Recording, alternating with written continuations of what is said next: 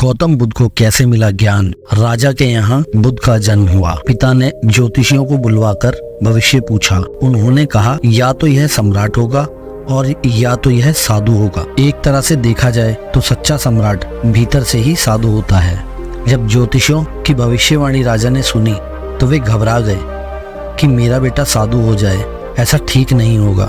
राजा ने पूछा कोई उपाय बताएं, क्योंकि मैं चाहता हूँ कि राजा का पुत्र राजा ही बने। ज्योतिषियों ने कहा कि इसका लालन पालन व पूरा जीवन बड़ी सावधानी में बिताना होगा, अर्थात आपका पुत्र सिद्धार्थ कभी किसी बूढ़े व्यक्ति को ना देखे, कभी किसी बीमार व्यक्ति को ना देखे और कभी किसी मरे हुए व्यक्ति को ना देखे। जब तक ऐसा होगा तब तक वे राजा ही बने रहेंगे। अगर ऐसा नहीं हुआ तो वे साधु बन जाएंगे। राजा शुद्धोधन ने अपने पुत्र सिद्धार्थ के लिए बढ़िया से बढ़िया, बड़े से बड़े महल, अच्छे से अच्छा भोजन, दास दासियां और खाने पीने के सामान आदि वस्तुओं के ढेर लगा दिए। पिता ने पुत्र को सुख सुविधाओं में इतना उलझा दिया कि उसे बाहर का संसार याद ही नहीं आया। शुद्धोधन ने समझ लिया कि अब वे इतने सुखों के आगे साधु बनने का प्रश्न ही उपस्थित नहीं होता। वे निश्चिंत हो गए। राजा शुद्धोधन ने बिल्कुल पक्की व्यवस्था कर रखी थी कि उनका पुत्र सिद्धार्थ जीवन में कभी भी वृद्ध, बीमार और मृतक व्यक्ति को ना देख सके, क्योंकि वे अपने पुत्र को खोना नहीं चाहते थे। सिद्धार्थ का जीवन ऐश्वर्य और सुख सुविधाओं में बीत रहा था। उसके जवान होने पर एक सुंदर कन्या यशोधरा से उनका विवाह हो गया। विवाह हो जाने पर शुद्धोधन की आधी चिंता मिट गई। अब तो शादी हो गई, अब कहाँ जाएगा ये? अब तो मेरा पुत्र बंधन में बंध गया, अब उसके कहीं जाने का सवाल ही नहीं उठता। 1 वर्ष बाद बेटे का भी जन्म हो गया। उसका नाम राहुल रखा गया। अब राजा शुद्धोधन को बिल्कुल पक्का विश्वास हो गया कि अब यह कहीं नहीं जा सकता। एक दिन सिद्धार्थ ने कहा कि पिताजी, आज तक मैंने कभी अपनी राजधानी नहीं देखी, आपकी आज्ञा हो तो आज दिखाऊं। राजा ने कहा हाँ हाँ अवश्य जाओ, अपना शहर देख कर आओ। एक सारथी को भी साथ में भेज दिया कि जाओ राजकुमार को राजधानी घुमा फिरा कर लाओ। फिर भी राजा ने चाक चौबंद इंतजाम कर रखा था कि कहीं चूक न हो जाए। सिद्धार्थ के लिए राजधानी के प्रमुख मार्ग खूब सजाए गए थे, पर घूमते घूमते सिद्धार्थ ने थोड़ा उल्टा मार्ग ले लिया। वे उस मार्ग से गुजरने लगे जहाँ पर तैयारी नहीं थी, और आज उनको बहुत आश्चर्य हुआ जब पहली बार उन्होंने एक बूढ़े आदमी को देखा। कमर झुकी हुई, पूरी चमड़ी में झुर्रियां पड़ी थी। वह परेशानी और दुख से बेहाल था। उसकी चाल बहुत धीमी थी। बूढ़े की झुकी हुई कमर को देखकर सिद्धार्थ को एक झटका लगा और एक सारथी से उन्होंने कहा, क्या एक दिन मैं भी ऐसे बूढ़ा हो जाऊंगा? सारथी ने कहा, हाँ राजकुमार, हर व्यक्ति के जीवन में 3 अवस्थाएं आती हैं, बचपन, जवानी और बुढ़ापा। एक दिन तुम भी बुढ़ापे की अवस्था में जाओगे। हे राजकुमार, यह संसार का नियम है, चाहे गरीब हो या अमीर, सबका शरीर शिथिल अर्थात बूढ़ा होता है। राजकुमार सोच में पड़ गए। सारथी ने रथ को आगे बढ़ाया तो कुछ दूरी पर एक बीमार व्यक्ति मिला जो रोगों से घिरा हुआ था। उस पीड़ित व्यक्ति को देखकर राजकुमार का मन बहुत ही दुखी हुआ। राजकुमार ने पूछा, इसको क्या हुआ है? सारथी ने कहा, यह व्यक्ति बीमार है, इसीलिए यह कर्रा रहा है। इस संसार में दुख और सुख दोनों हैं। यह अपने अपने भाग्य की बात है कि कोई दुखी है, कोई सुखी है। क्या मैं भी कभी बीमार हो सकता हूँ? सारथी ने कहा, आप यह विचार अभी छोड़ दें। समय बड़ा बलवान होता है। यह सारी बातें कर्मों पर निर्भर करती हैं। चाहे राजा हो या रंग, सुख दुख सब पर आते हैं। अगर शरीर में कोई रोग आना है तो वह आएगा। यह सब सुनकर राजकुमार सोच में पड़ गया। सारथी ने रथ को कुछ और आगे बढ़ाया तो सामने से 4 कंधों पर एक अर्थी को लेकर जाते हुए देखा। राजकुमार ने ऐसा पहली बार देखा। उसने सारथी से पूछा, यह क्या है? यह आदमी मर गया है, यह मुर्दा है। जो व्यक्ति मर जाता है उसको बांधकर शमशान भूमि ले जाते हैं, फिर जहां पर उसे जला दिया जाता है और उसे मुक्ति मिल जाती है। राजकुमार ने कहा, क्या सबको मरना पड़ता है? सारथी ने बोला, हाँ, सभी को मरना पड़ता है। यह मृत्युलोक है। जो जन्म लेता है उसे कभी न कभी अवश्य ही मरना पड़ता है। राजकुमार ने बोला, तो इसका मतलब यह हुआ कि ठीक इसी तरह एक दिन मुझे भी मरना होगा, मेरी देह भी मुर्दा होगी और मुझको भी 4 कंधों पर उठाकर ले जाया जाएगा। मुझको भी ऐसी ही रस्सियों से बांधा जाएगा। मेरे भी आगे पीछे घर के सदस्य रोएंगे, तड़पेंगे, और जिस तरह संसार को मैंने इकट्ठा किया है वह सारा का सारा मुझसे छूट जाएगा। इसका मतलब यह हुआ कि एक दिन मैं भी मर जाऊंगा? क्या एक दिन यशोधरा भी मर जाएगी? क्या एक दिन मेरा राहुल भी मर जाएगा? सारथी ने कहा, हाँ राजकुमार, एक दिन मैं भी मरूंगा, आप भी मरेंगे, यशोधरा भी मरेंगी और राहुल भी मरेगा, क्योंकि यह सब मरने के लिए ही पैदा होते हैं। उस रात सिद्धार्थ सो न सके। सोचने लगे कि क्या संसार में इतना दुख है, रोग, बुढ़ापा है, और ऐसे में मैं खा पीकर कैसे जी सकता हूँ? नहीं नहीं, मुझसे ऐसा नहीं होगा। मुझे खोजना होगा उस तत्व को जो दुख, पीड़ा और शोक से रहित है, जो भय, भ्रम और भूल से परे हो, जो अनंत आनंद से भरा हो, जिसे पाकर फिर और कुछ पाने की इच्छा ना हो। सिद्धार्थ वैराग्य की शिखर तक पहुंच चुके थे। बस उसी रात को उन्होंने घर छोड़ दिया। सारथी से कहा कि नगर की सीमा से दूर ले चलो। नगर के बाहर पहुंचकर सारथी को लौटा दिया। फिर कई दिनों तक वन में चलते गए। एक घने पीपल के वृक्ष के नीचे आसन लगाकर ध्यान में लीन हो गए और वो वापस नहीं लौटे। हाँ है या सुना है, लेकिन क्या यह सच है? बहुत से लोग समस्याओं के सामने खड़े होकर बस इंतजार करते रहते हैं, आशा करते हैं कि समस्याएं अपने आप हल हो जाएंगी। ये एक सामान्य सोच है कि समस्या से बचने का सबसे अच्छा तरीका है कि हम इंतजार करें और उम्मीद करें कि समस्या खुद ही ठीक हो जाएगी। लेकिन क्या यह सच है? क्या वाकई मुश्किलों का सामना करना और उनसे निपटना इतना आसान है? इस वीडियो में हम बात करेंगे कि समस्याओं के सामने खड़े होकर इंतजार करना सबसे अच्छा विकल्प नहीं है।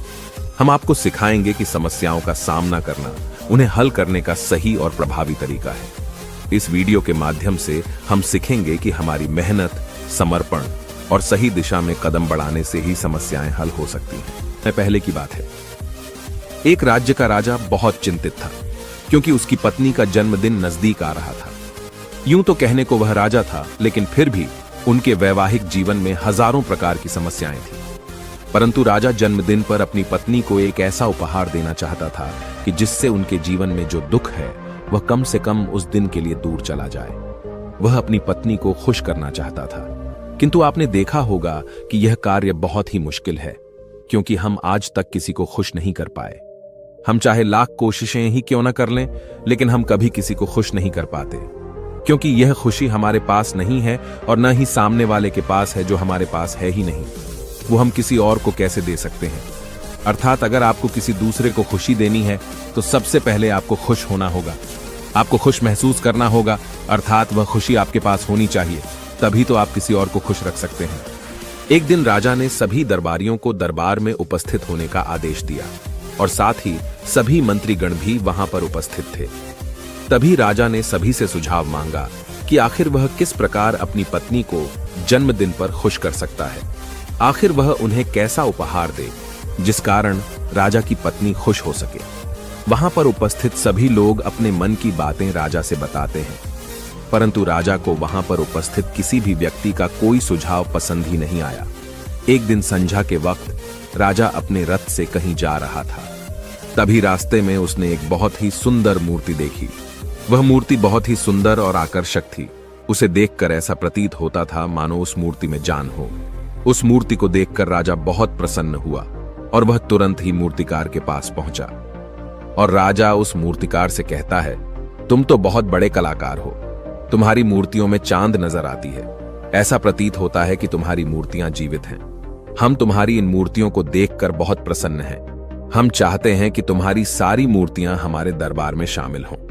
यह सुनकर वह मूर्तिकार बहुत प्रसन्न हुआ, जैसे उसे कोई खजाना मिल गया हो।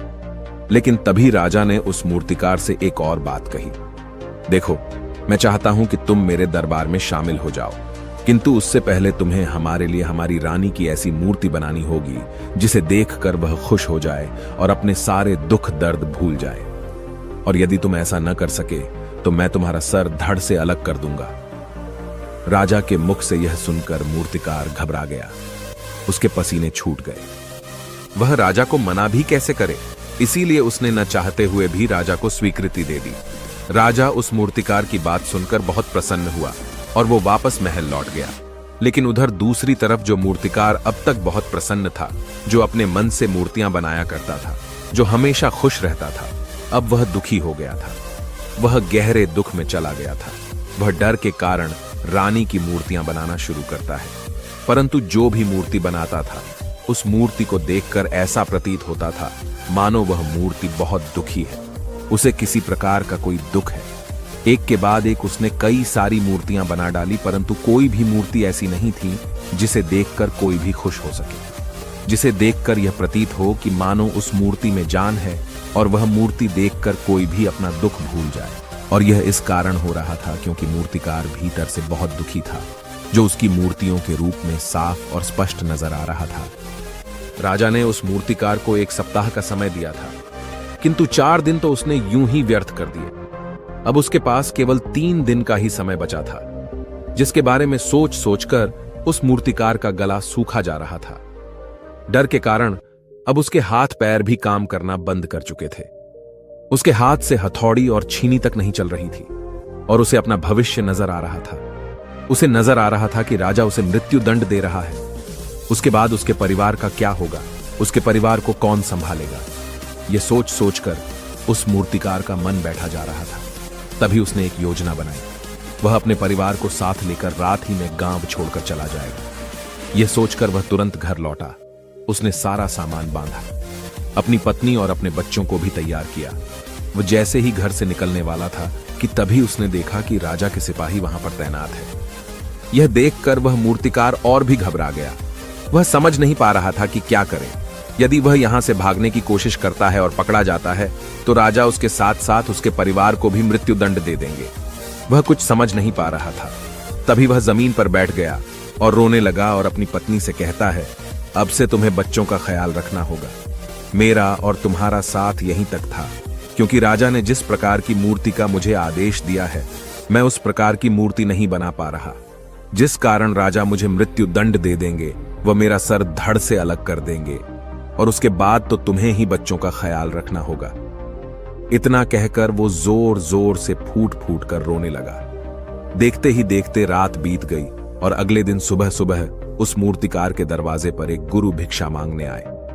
मूर्तिकार ने उन्हें भिक्षा लाकर दी तो मूर्तिकार बहुत परेशान लग रहा था, जिसे देखकर गुरुवर उस मूर्तिकार से कहते हैं, बेटा, हमारे जीवन में दुख और सुख तो आते ही रहते हैं। हमारे जीवन में दुख और समस्याएं तो होती ही हैं, किंतु इन सभी दुख और समस्याओं का समाधान और निवारण भी होता है, परंतु हम केवल दुख और समस्याएं ही देखते हैं। उन दुख और समस्याओं के छिपे निवारण और समाधान को हम कभी नहीं देख पाते।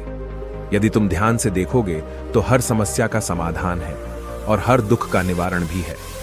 मैं यह अच्छी तरह जानता हूं कि तुम यहां से अपनी पत्नी और बच्चों को लेकर भाग जाना चाहते थे, किंतु ऐसा हो नहीं सका।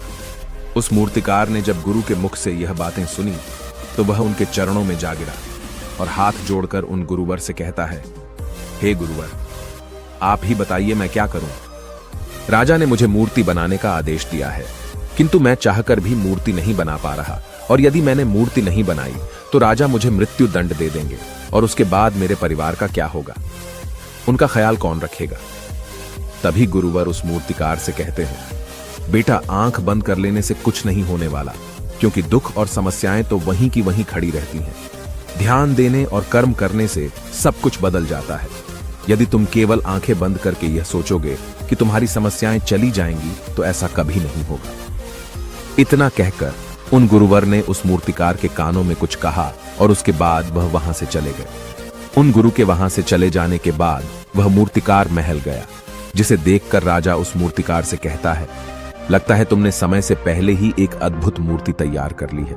बताओ वो मूर्ति कहां है, मैं भी उसे देखना चाहता हूं। इस पर मूर्तिकार जवाब देते हुए कहता है, महाराज, अभी तक मैंने मूर्ति तैयार नहीं की है, परंतु आपके दिए हुए समय पर मैं अवश्य ही वह अद्भुत मूर्ति तैयार कर लूंगा।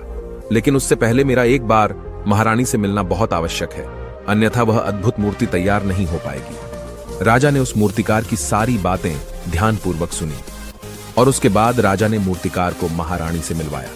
मूर्तिकार महारानी से मिलने के बाद महारानी से प्रश्न करते हुए कहता है, महारानी जी, किसी भी औरत के जीवन का सबसे बड़ा दुख क्या हो सकता है। इस पर महारानी जवाब देते हुए उस मूर्तिकार से कहती हैं, किसी औरत का मानव बन पाना उसका सबसे बड़ा दुख है। तभी वह मूर्तिकार महारानी से एक और प्रश्न करते हुए कहता है, महारानी जी, किसी औरत के जीवन का सबसे बड़ा सुख क्या है।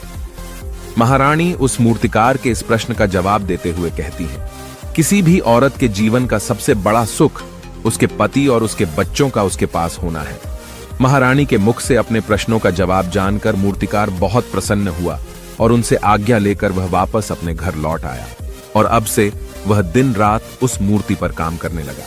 देखते ही देखते पूरे 3 दिन पूरे हो गए। आखिरकार रानी के जन्मदिवस वाले दिन वह मूर्तिकार उस मूर्ति को लेकर राजमहल पहुंचता है। लेकिन अब राजा के मन में यह बेचैनी थी कि पता नहीं उस मूर्तिकार ने आखिर कैसी मूर्ति बनाई होगी, पता नहीं वह मूर्ति महारानी को पसंद आएगी भी या नहीं।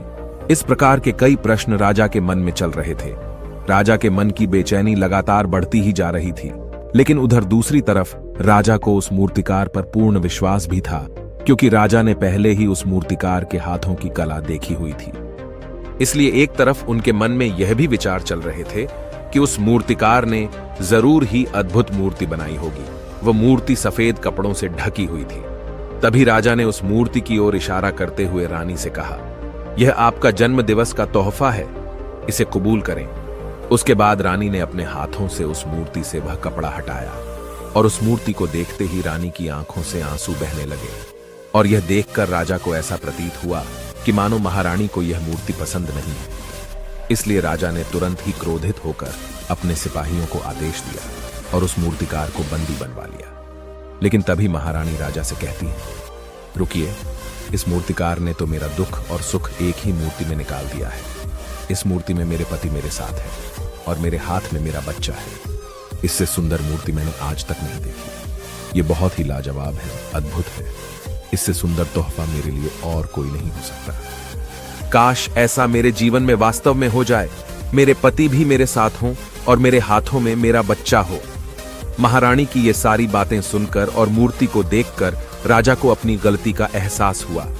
राजा अपनी प्रजा और अपने साम्राज्य की देख रेख में इतना व्यस्त रहता था कि वह कभी अपनी पत्नी को समय नहीं दे पाता था, जिस कारण राजा की आंखों से आंसू बहने लगे और दरबार में उपस्थित सभी लोग वह मूर्ति देखकर हैरान।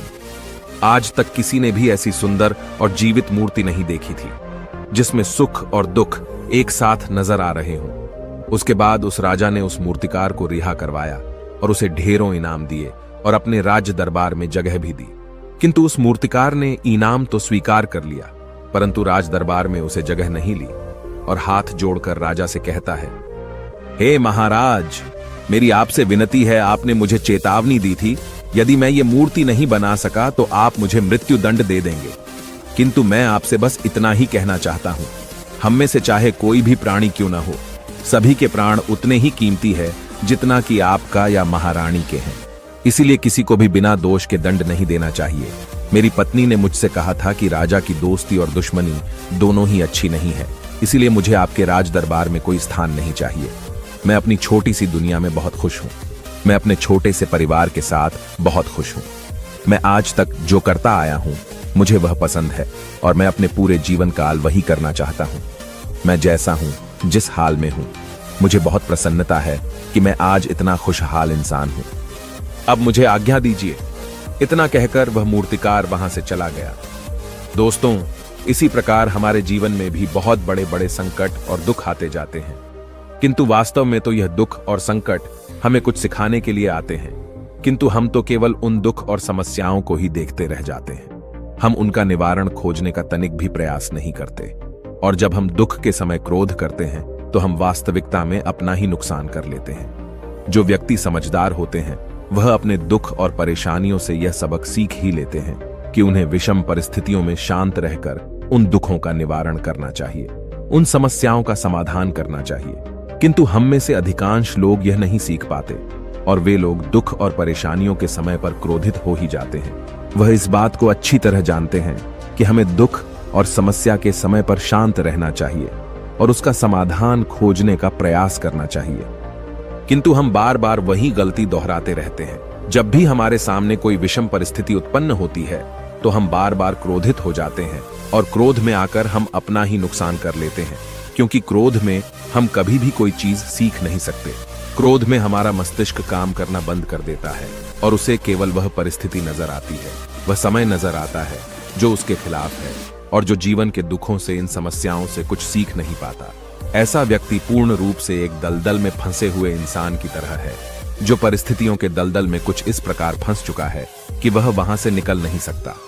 फिर वह चाहे कितना भी हाथ पैर क्यों ना मार ले, और जितना हाथ पैर मारेगा वह उतना ही उस दलदल में फंसता चला जाएगा। जबकि आपको हाथ पैर न मारकर बल्कि शांत रहकर अपने मस्तिष्क का प्रयोग करना चाहिए और यह सोचना चाहिए कि इस दुख, इस समस्या और इस विषम परिस्थिति का समाधान क्या हो सकता है। किंतु आप तो अपने आप को पहले से ही दलदल में डाल चुके हैं और ऐसी स्थिति में आप बाहर निकलने के बारे में न सोचकर लगातार और हाथ पैर मारकर आप अपने आप को उस दलदल में और भी नीचे डुबाते जा रहे। तो ऐसी परिस्थिति में आप भला उस समस्या, उस परिस्थिति का सामना कैसे करेंगे, वहां से बाहर कैसे निकलेंगे? और वहीं पर जो व्यक्ति थोड़े भी जागृत है, जो दुख और समस्याओं का निवारण और समाधान खोजने में वास्तव में अपना समय लगाते हैं, वह यह जानते हैं कि निवारण और समाधान एक हीरे की तरह है, वह हीरे की खान की तरह है। जिस प्रकार एक हीरे को ढूंढा जाता है, फिर उसे तराशा जाता है, जिसके बाद उस हीरे की कीमत बहुमूल्य हो जाती है, ठीक वैसे ही दुख और समस्या में समाधान और निवारण खोजने की आवश्यकता होती है और वह हमें खोजने भी चाहिए। और जब आपको मिल जाते हैं तब आपको एक ऐसी संपदा मिलती है, एक ऐसी समझ, एक ऐसा विश्वास, एक ऐसी शक्ति मिलती है कि उसके बाद आपके सामने जब भी कोई समस्या या कोई परेशानी आती है तो आप अकेले नहीं होते, बल्कि आप यह समझ जाते हैं कि वह विषम परिस्थिति आपको कुछ सिखाने आई है और आप उसका डटकर सामना करते हैं। उससे वह सारी चीजें सीखते हैं जो वह आपको सिखाना चाहती है और उसके बाद आप और भी मजबूत होते चले जाते हैं। आपका विश्वास और भी बढ़ता चला जाता है, आप और भी शक्तिवान और बलवान होते चले जाते हैं। इसीलिए महात्मा बुद्ध कहते हैं कि यदि दुख है तो उसका निवारण भी है, यदि समस्या है तो उसका समाधान भी है। इसलिए केवल दुख में उलझे मत रहिए, बल्कि उस दुख का निवारण कीजिए और यही आपको करना चाहिए। केवल हाथ पर हाथ धरे बैठे रहने से या फिर यूं ही समय को व्यर्थ गंवाने से आपको कभी भी उसका निवारण नहीं मिलेगा, बल्कि जितना आप उस दुख और समस्या से अपनी जान छुड़ाकर भागने की कोशिश करेंगे, उतनी ही तीव्रता से आपके पीछे भागेगी। और जैसे जैसे समय बीतता जाएगा वह दुख और समस्या और भी विकराल रूप ले लेगी और तब उसका सामना करना और भी मुश्किल हो जाएगा। इसलिए यदि कोई दुख और समस्या अभी आपके सामने है तो उसे लड़िए, डटकर सामना कीजिए, उससे सीखिए और निवारण कीजिए। दोस्तों, आपने आज के इस वीडियो से क्या सीखा वो मुझे आप कमेंट में बता सकते हैं। इसी के साथ में उम्मीद है कि आपको आज की वीडियो पसंद आई होगी, तो इस वीडियो को उस इंसान को शेयर करें। दुनिया में अगर सबको पीछे छोड़कर आगे जाना है तो अकेले रहकर अपना काम अच्छाई और खुशी से करते रहे। खुद को सुधार ले, अगर तू काम नहीं करेगा तो तेरा साथ कोई नहीं देगा। ऐसा महात्मा गौतम बुद्ध ने कई सालों पहले अपने शिष्यों से क्यों कहा था? इसके पीछे का कारण क्या है, कहानी क्या है? इसी के बारे में हम आज के इस वीडियो में जानेंगे। स्वार्थी यानी कि स्वयं का अर्थ। जो इंसान स्वयं का अर्थ जानना चाहता है, जो खुद को समझना चाहता है, क्या वो इंसान आपकी नजर में गलत है? हम जब भी किसी को स्वार्थी कहते हैं तो उसका मतलब तो यही होता है कि वो आदमी स्वयं का अर्थ समझना चाहता है। तो फिर वो गलत कैसे हुआ? स्वार्थी शब्द दुनिया की नजर में, समाज की नजर में एक अलग ही नजरिए से समझा जाता है। अक्सर हम अपने आसपास ऐसे बेहद से लोगों को देखते हैं जो स्वभाव से बहुत अच्छे प्रतीत होते हैं, यानी कि सब लोगों की मदद करते हैं, सबसे अच्छा व्यवहार रखते हैं। लेकिन इसके साथ हमने ये भी देखा होगा कि ऐसे लोग जो स्वभाव के अच्छे होते हैं, दूसरों की मदद करते हैं, वो दुखी भी ज्यादा रहते हैं। और जो लोग स्वार्थी होते हैं वो फलते फूलते चले जाते हैं। तो ऐसे में परमात्मा की सत्ता पर उंगली उठाना निश्चित है। लेकिन अगर ये सत्य है तो हमें कौन सा मार्ग अपनाना चाहिए? क्या हम भी दूसरों के जैसे बन जाएं? पता नहीं आप में से कितने लोग ये मानते हैं कि अच्छे लोग जीवन में बहुत दुखी रहते हैं, लेकिन इसके पीछे का सत्य क्या है? अगर हम इसके पीछे का सत्य नहीं जानेंगे, नहीं पहचानेंगे, तो कहीं ना कहीं हमारा अवचेतन मन भी बुराई की तरफ झुक जाएगा। इसीलिए अपने मन में ऐसे विचार पनपने से पहले इस बात की पूरी सच्चाई, पूरा निष्कर्ष निकाल लें, ताकि भविष्य में आपको अपने अच्छे होने पे पश्चाताप ना हो, दुख ना हो। आज की जो बौद्ध कहानी मैं आपको सुनाने वाला हूं, उसमें आपको 5 ऐसे तरीके पता चलेंगे जिसके माध्यम से अगर आप कर्म करते हैं तो आप अच्छे कर्म भी कर पाएंगे और दुखी भी नहीं होंगे। एक गांव में आनंद नाम का एक युवक रहता था। उसका भरा पूरा परिवार था। उसके 2 बच्चे थे, उसकी पत्नी थी, लेकिन उसके माता पिता इस दुनिया से चल बसे थे। इसीलिए पूरे परिवार की जिम्मेदारी उसी के कंधों पर थी। बच्चे अपनी पढ़ाई करते थे और उसकी पत्नी अपने घर गृहस्थी के कामों के साथ गाय, भैंस, बकरी इत्यादि का दूध बेचकर अपना घर चलाती थी और आनंद पहाड़ में पत्थर तोड़ने का काम करता था। बहुत ही मेहनत भरा काम था। पूरे दिन काम करता तो रात को थक कर घर पर वापस लौटता। लेकिन इतनी मेहनत करने के बाद भी अगर आनंद को गांव का कोई भी आदमी मदद के लिए बुलाता तो आनंद कभी भी मना नहीं करता था। उसके जीवन का एक ही सिद्धांत था, अगर मैं दूसरों की मदद करूंगा तो परमात्मा मेरा साथ देंगे, परमात्मा मेरे साथ कुछ बुरा नहीं होने देंगे। आनंद अपने इस सिद्धांत का पालन बहुत ही कड़ाई के साथ करता था। वह इस सिद्धांत पर इतना विश्वास करता था कि अगर कोई बाहर का आदमी उससे मदद मांग ले तो वो अपने घर का काम भी अधूरा छोड़कर उस आदमी की मदद करने के लिए पहुंच जाता था, जिसकी वजह से उसकी पत्नी बहुत परेशान रहती थी। वो अक्सर आनंद को समझाने की कोशिश करती थी कि सबसे पहले अपना काम, अपने परिवार को देखो। 2 बच्चे हैं हमारे और फिर भी तुम दूसरों के काम करने में लगे रहते हो। अरे अपने घर को तो संभालो। अपना घर संभाल नहीं रहा, दूसरों की मदद करने चले हैं। और जब ऐसी ऐसी बातें आनंद के कानों में पड़ती तो उसके हृदय में कांटा चुभने लगता था और उन दोनों में लड़ाई झगड़ा शुरू हो जाता था। अक्सर उनके लड़ाई झगड़े का यही सबसे बड़ा कारण होता था। लेकिन ना तो आनंद अपने आप को बदल पाया और ना ही उसकी पत्नी ने उसको समझाना कभी बंद किया। इसी वजह से आए दिन उनके घर में क्लेश होता रहता था।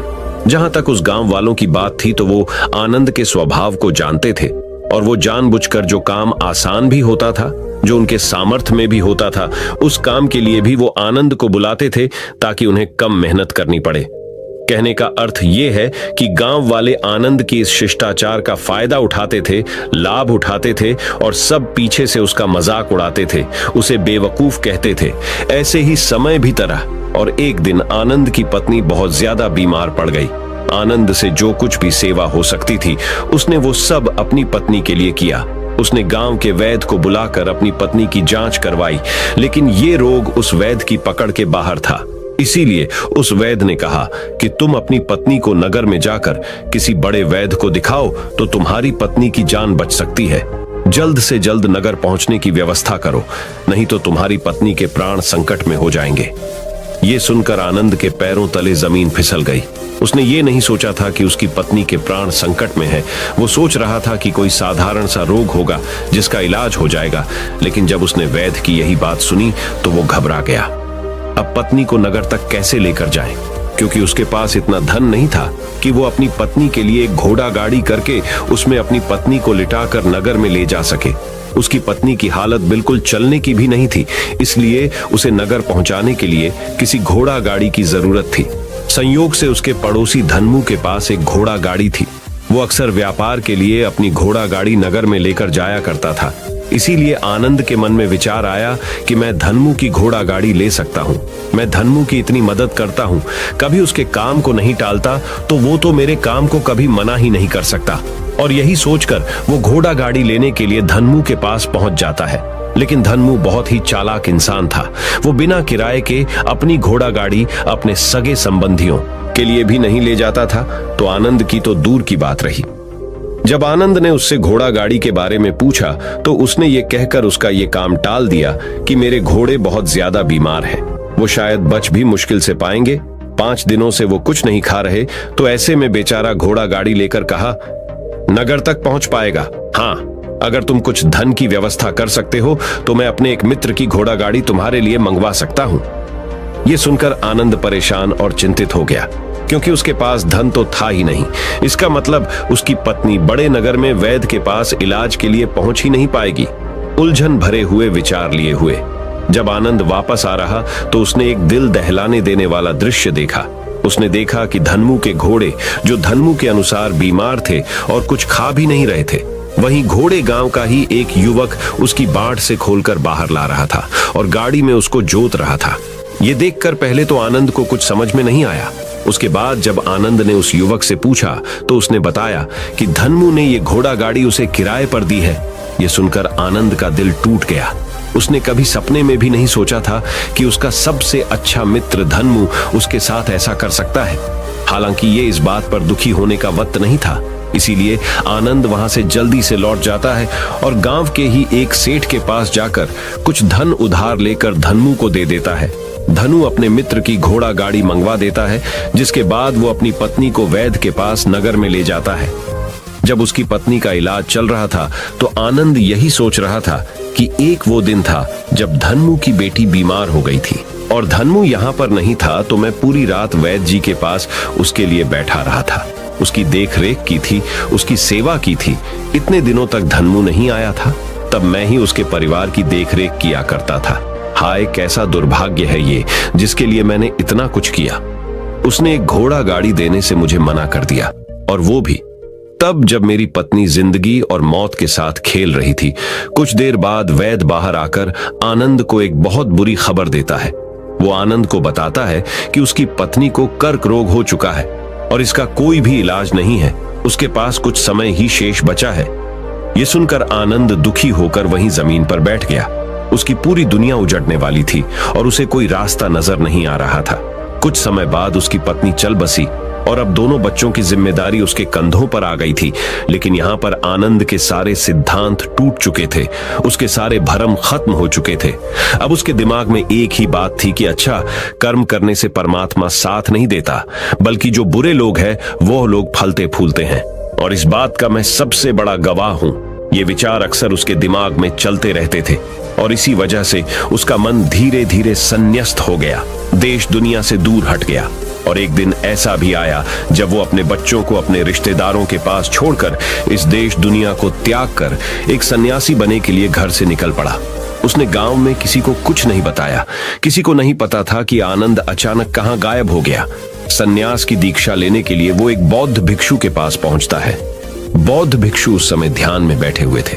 ध्यान से बाहर आने के बाद वो बड़े ध्यान से आनंद के चेहरे को देखते हैं और उससे सन्यासी बनने का कारण पूछते हैं। इस पर आनंद उन्हें अपनी पूरी आप बीती सुना देता है और कहता है कि हे महात्मा, इस दुनिया से मुझे कुछ भी हासिल नहीं हुआ। मेरा मन इस दुनिया से विरक्त हो चुका है। जब अपने दोस्तों ने ही मेरा साथ नहीं दिया तो इस दुनिया में रहने का क्या मतलब, और इसी वजह से मैं सन्यासी बनना चाहता हूँ। ये सुनने के बाद बौद्ध भिक्षु ने उपदेश देना शुरू किया। उन्होंने कहा कि याद रखना बेटा, जीवन से विरक्त होकर सन्यासी बनना तुम्हें परम सुख तक कभी नहीं पहुंचा सकता, परमानंद तक कभी नहीं पहुंचा सकता। तुम दुनिया से आपने मन पर एक बोझ लेकर विरक्त हुए हो। तुम दुनिया से परमात्मा की खोज करने के लिए विरक्त नहीं हुए हो। इस भ्रम में कभी मत रहना तुम संसार से विरक्त हुए हो, क्योंकि संसार ने तुम्हें धोखा दिया, ऐसा तुम्हें लगता है। इसीलिए तुम परमात्मा पे कभी विश्वास नहीं कर पाओगे और ना ही उन पर अपनी पूर्ण आस्था बना पाओगे। इसीलिए सन्यासी होने का भी तुम पूरा लाभ कभी नहीं उठा पाओगे। सन्यासी होने का लाभ तब मिलता है जब हमारी प्रभु में, परमेश्वर में, परमात्मा में पूर्ण आस्था बन जाती है। मैं तुमसे पूछता हूं, या तुम्हारी आस्था परमात्मा में है? ये सुनकर आनंद कहता है कि हे महात्मा, मैं तो दुनिया देखकर आया हूं कि जो बुरे कर्म करता है वो फलता फूलता है, और जो अच्छा काम करता है उसे कुछ भी नहीं देता। परमात्मा उसे दुखी दुख देता है। इसीलिए मैं परमात्मा पर अपनी पूर्ण आस्था कैसे बना सकता हूं? यह सुनकर उस बौद्ध भिक्षु ने कहा कि यही तो मैं तुम्हें समझाना चाहता हूं कि तुम पूरी ऊर्जा अपनी सन्यासी जीवन में लगाओ और उसके बाद भी तुम्हें फल प्राप्त ना हो तो तुम्हें कैसा लगेगा। इसीलिए किसी की भी मदद करने के लिए मैं 5 सिद्धांत तुम्हें बताता हूं। ये 5 सिद्धांत समझकर संसार में वापस लौट जाओ और संसार में एक ग्रस्त जीवन जियो। उसके बाद ही सन्यासी जीवन का उदय होता है। जब हम अपने ग्रस्त जीवन को पूर्ण रूप से समझ लेते हैं और अपनी जिम्मेदारियों का निर्वाह कर देते हैं। ये कहकर बौद्ध भिक्षु ने कहना शुरू किया कि जब भी तुम किसी की सहायता करते हो, किसी की मदद करते हो, तो उसमें सबसे पहली बात, सबसे पहला सिद्धांत जो ध्यान में रखने का होता है वो होता है कि किसी की मदद करते वक्त, किसी की सहायता करते वक्त कभी भी उससे उम्मीद मत रखना। ये मत सोचना कि आज मैंने इसकी सहायता कर दी, मदद कर दी, तो कल बदले में ये भी मेरी सहायता करेगा, मेरी मदद करेगा। अगर तुम ऐसा सोचोगे तो तुम्हें जीवन में दुखों का सामना करना ही पड़ेगा, क्योंकि एक नहीं तो दूसरा, या दूसरा नहीं तो तीसरा, कोई ना कोई तुम्हारी उम्मीद जरूर तोड़ेगा। और वास्तविकता में वो मदद या वो सहायता नहीं होती, वो हमारे लालच का ही एक रूप होता है। हम उसकी सहायता या मदद निर्भर तरीके से नहीं कर रहे हैं। हमारे मन में लालच का भाव है, हमारे मन में बदले का भाव है, हम ये सोचकर मदद करते हैं कि इसकी मदद कर देता हूं तो कल ये मेरा भी मदद करेगा, और यही लालच हमें अक्सर उन लोगों की मदद करने पर विवश करता है जो किसी ना किसी रूप में धनवान होते हैं, क्योंकि हमें लगता है कि कल ये आदमी धन के द्वारा मेरी मदद कर सकता है।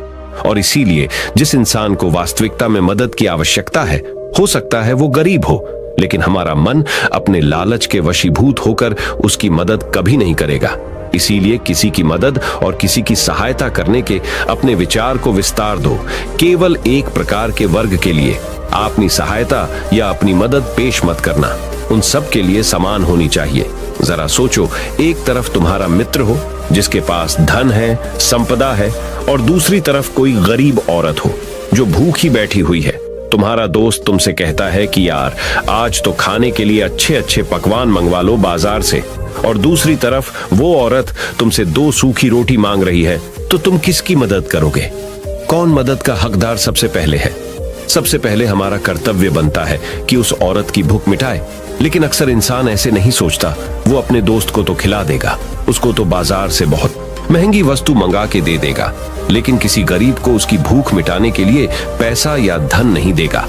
दूसरी बात जो ख्याल में रखने की है वो ये कि सहायता करते वक्त हमारा लालच कभी भी उसके साथ नहीं जुड़ना चाहिए। अक्सर हम जब किसी की मदद करते हैं तो हमारा लालच और हमारा स्वार्थ उसके साथ जुड़ा होता है, और हम अपनी भविष्य की योजना तैयार करके उस आदमी की मदद करते हैं। हम ये सोचते हैं कि अगर मैं इसका ये काम करेगा तो भविष्य में ये आदमी मेरा वो काम पूरा कर देगा, और वो सहायता, वो मदद बिल्कुल भी परमात्मा के द्वार को नहीं खटखटाती, क्योंकि वो लालच है। आप अपने आप को धोखा देने के लिए अपने लालच को एक सहायता, एक मदद का रूप दे रहे हैं। तीसरी बात जो ख्याल रखने की है वो ये कि अपने सामर्थ्य के हिसाब से दूसरे की मदद करो। कभी भी एक ग्रस्त आदमी को किसी की इतनी सहायता नहीं करनी चाहिए जिससे कि उसका परिवार और उसके बच्चे कष्ट में जीवन बिताएं। सबसे पहला फर्ज हमारा होता है अपने परिवार को सुखी रखना, उनकी जरूरतें पूरी करना, और उसके बाद दूसरों की मदद करना आता है। लेकिन कुछ लोग दूसरों की मदद पहले करते हैं और अपने परिवार को मदद कम देते हैं, जिससे कि परिवार में लड़ाई झगड़े आए दिन पनपते रहते हैं, और ये सब हम समाज में देखते रहते हैं अपने आसपास। अगली बात जो ख्याल में रखने की होती है वो ये कि अपना कर्म, अपनी जिम्मेदारियां पहले निभानी होती है। हम अपना कर्म, अपना काम छोड़कर पहले दूसरों की मदद करने के लिए चले जाते हैं, और जब दूसरा बदले में हमारी मदद नहीं करता तो हमारा दिल दुखी हो जाता है। हम सोचते हैं कि मैंने तो अपना काम छोड़कर उस आदमी की मदद की थी और वो आदमी मेरी मदद ही नहीं कर रहा है। इसीलिए अपना कर्म सर्वोपरि, अपना कर्म सबसे ऊपर, क्योंकि वही काम करने के लिए इस दुनिया में हमारा जन्म हुआ है। और सबसे आखिर में जो बात समझने की है वो ये कि परमात्मा की मर्जी से ही सब कुछ होता है। हमारा कर्तव्य है अपने कर्म को करते जाना। करनी धरनी तो ऊपर वाले के हाथ में है, इसीलिए जो कुछ भी होता है सब ऊपर वाले पे छोड़ दो। अगर तुम्हें कोई धोखा भी देता है तो ये समझ के चलो कि वो सब ऊपर वाले की करनी होती है। आप ये मान के चलो कि मैं करता नहीं हूँ, मैं तो एक माध्यम हूँ, करवाने वाला तो वो है, उसके सामने किसकी मर्जी चली। जब ये आस्था, ये विश्वास हमारे मन में पनपने लगता है तो हमारी सारी शिकायतें दूर हो जाती हैं, क्योंकि इस दुनिया में जो भी होता है अच्छे के लिए होता है, जो भी हो रहा है अच्छे के लिए हो रहा है, और जो भी होगा अच्छा ही होगा। चाहे हमारी बुद्धि आज वर्तमान में इस सिद्धांत को ना समझ पाए, लेकिन जीवन में कभी ना कभी किसी ना किसी मोड़ पर आपको जरूर ये एहसास होगा कि जो हुआ था वो अच्छे के लिए ही हुआ था। इसीलिए सारी शिकायतें दूर कर दो और बस अपना कर्म करते जाओ। अपने ग्रस्त जीवन को पूर्ण रूप से जिलो, और उसके बाद ही सन्यासी जीवन की नींव होती है। इसके बाद बौद्ध भिक्षु ने आनंद को कहा कि वापस अपने गांव लौट जाओ, अपनी बेटियों को वापस लेकर आओ, उन्हें पालो पोसो, अपने बच्चों को वापस लेकर आओ, दूसरी शादी कर लो, लेकिन बच्चों का पालन पोषण अच्छे तरीके से करो। यह सुनकर आनंद अपने बच्चों के साथ अपने गांव में वापस लौट आता है। गांव में किसी को खबर नहीं थी कि आनंद कहां पर गया हुआ था और वो क्या ज्ञान लेकर वापस लौटा है। लेकिन अगले दिन सुबह सुबह गांव वालों ने आनंद के चेहरे पर एक अलग ही चमक, एक अलग ही आभा पाई। तो इस कहानी से हमें यह सीख मिलती है कि दूसरों के पीछे भागने से अच्छा है अकेले रहकर अपने आप को सुधारो और अपनों का काम बड़े ही खुशी से करो, और शांत रहकर अपने आप की दिमाग की मनस्थिति को सुधारो। तो अब हम आपको बताएंगे कि शांत रहने के क्या क्या फायदे हैं। तो चलिए शुरुआत करते हैं। हर तरफ शोर शराबे और भाग दौड़ के बीच खामोशी की अपनी अलग ही खासियत है। आपने कई कविताओं में भी पढ़ा होगा कि मौन रहकर एक दूसरे की बात को समझना सबसे सुंदर संवाद है। लेकिन क्या आप ये जानते हैं कि चुप रहने के अपने शारीरिक और मानसिक फायदे भी हैं? विशेषज्ञ मानते हैं कि मौन यानी शांत रहने से व्यक्ति अधिक दिमागदार और उत्पादक बनने की ओर अग्रसर होता है। इससे उसके मानसिक और शारीरिक स्वास्थ्य दोनों में सुधार हो सकता है। मौन धारण करने का महत्व आज हम जिस युग में जी रहे हैं उसमें टेक्नोलॉजी एक महत्वपूर्ण भूमिका निभाती है। जहां लोग एकांत की खोज में लगे रहते, वो खुद को इन्हीं टेक्नोलॉजी को कहीं गुम कर देते हैं। लेकिन मौन को मन में बैठाने की दिशा में पहला कदम यह है कि आप अपने मानसिक स्वास्थ्य को अन्य सभी पहलुओं से बढ़कर समझें और फिर उन तकनीकों को शामिल करने का सचेत प्रयास करें जो आपको मौन रहने की आत्मीय उदारता और शक्ति का अनुभव करने की अनुमति दे। गाड़ियों के बेतहाशा हॉर्न से लेकर आसपास बजने वाले म्यूजिक, ऑन डिमांड शो और लोगों की छटर-पटर से लेकर आपकी बिल्डिंग के ऊपर से उड़ते हुए हवाई जहाज की आवाज तक, हर तरफ एक घना शोर है जिसमें दूसरों की तो क्या, कभी कभी खुद की भी आवाज नहीं सुन पाते। आपके अंतर्मन की आवाज, जिसे सुनने से आपके जीवन की आधी परेशानी का समाधान मिल सकता है। वैज्ञानिक प्रमाणों के अनुसार यह हमारे स्वास्थ्य के लिए बहुत अच्छी बात है लेकिन शांत रहना ब्लड प्रेशर कम कर सकता है, एकाग्रता और ध्यान में सुधार ला सकता है, परेशान करने वाले विचारों को शांत कर सकता है, मस्तिष्क के विकास को बढ़ावा दे सकता है, कोर्टिसोल को कम कर सकता है, अंदर की रचनात्मकता को बढ़ावा मिलता है, अच्छी नींद को बढ़ावा मिलता है, दिमागी रूप से स्वस्थ महसूस कर सकते हैं। हालांकि यहां मौन रहने का मतलब परेशानी में भी चुप्पी साधे रहने से नहीं है, बल्कि अनावश्यक किसी भी शोर से दूर रहने और ध्वनि प्रदूषण से बचना है। मौन रहते हुए धीरे धीरे गहरी सांस लेने से और भी फायदे मिल सकते हैं। चुप रहना है अनेक समस्याओं का हल। तनाव घटाने और एकाग्रता बढ़ाने के लिए हम आपको अब 9 फायदे बनाएंगे। मेडिटेशन और ध्यान लगाना खुद को शांत करने और तनाव घटाने का एक बेहतरीन तरीका है। आपने ध्यान दिया होगा कि हर धर्म और संस्कृति में शांत और मौन रहने को महत्व दिया गया है। चाहे आप इसे धार्मिक नाम दें या जीने का एक तरीका माने, लेकिन दिन भर में कुछ समय तक शांत रहना आपके स्वास्थ्य के लिए बहुत फायदेमंद साबित होता है। कई साइकोलॉजिस्ट भी कॉन्फिडेंस बढ़ाने, कंसंट्रेशन बढ़ाने, मन की शांति और पॉजिटिव थिंकिंग के लिए कुछ मिनट मौन धारण करने की सलाह देते हैं। जब हम कुछ समय मौन या चुप रहते हैं तो हमें खुद से बात करने का मौका मिलता है। हम चिंतन मनन करते हैं जिससे हमारा मन शांत होता है, दिमाग रिलैक्स रहता है और हमारा दिमाग नई ऊर्जा और विचारों से भरता है। चलिए आपको बताते हैं चुप या मौन रहने के 9 फायदे। पहला फायदा, दिमाग बेहतर काम करता है। एक रिसर्च के मुताबिक अगर हम दिन भर में कुछ मिनट शांत रहते हैं तो हमारा दिमाग रिचार्ज होता है और बेहतर काम करता है। इसके लिए दिन भर में सिर्फ 3 मिनट चुप रहने से शुरुआत करें। ऐसा करने से आप देखेंगे कि आपका दिमाग ठंडा तो रहता ही है, आपके व्यक्तिगत रिश्तों में भी सुधार होता है। दूसरा फायदा, तनाव वाले हार्मोन नियंत्रित होते हैं। आज के दौर में हर तरफ शोर ही शोर है। इसकी वजह से दिमाग में तनाव पैदा होना लाजमी है। ऐसे में अगर आप हर रोज कुछ देर मौन रहने की प्रैक्टिस करते हैं तो इससे आपके तनाव पैदा करने वाले हार्मोन के लेवल में कमी आती है। इससे आपका दिमाग शांत होता है, गुस्सा नियंत्रित रहता है और तनाव बढ़ाने वाले हार्मोन्स का लेवल घटता है। तीसरा फायदा, ब्रेन सेल्स बनती है। अक्सर तनाव, स्ट्रेस, एंजाइटी और लगातार बोलते रहने और शोर शराबे के चलते हमारे दिमाग की कोशिकाएं मरने लगती हैं। ऐसे में कुछ देर मौन रहने से हमारे दिमाग की सेल्स दोबारा बनती है और उनका पुनः निर्माण हमारे दिमाग की शक्ति बढ़ाता है। इससे हमारी एकाग्रता बढ़ती है और दिमाग तेज होता है। चौथा फायदा, क्रिएटिविटी बढ़ती है। जब हम दिन भर की उलझनों में उलझे रहते हैं, इस वजह से हम शांत होकर सोचने समझने की क्षमता खोने लगते हैं। इस वजह से हमारी क्रिएटिविटी खत्म होने लगती है। जब हम कुछ देर मौन रहते हैं तो हमारे दिमाग की नई नई क्रिएटिविटी उभर कर सामने आती है। हमें सोचने समझने और सुनने की क्षमता बढ़ती है और हम कुछ नया कर पाते हैं। पांचवा फायदा, परिस्थितियों का सामना बेहतर ढंग से करते हैं।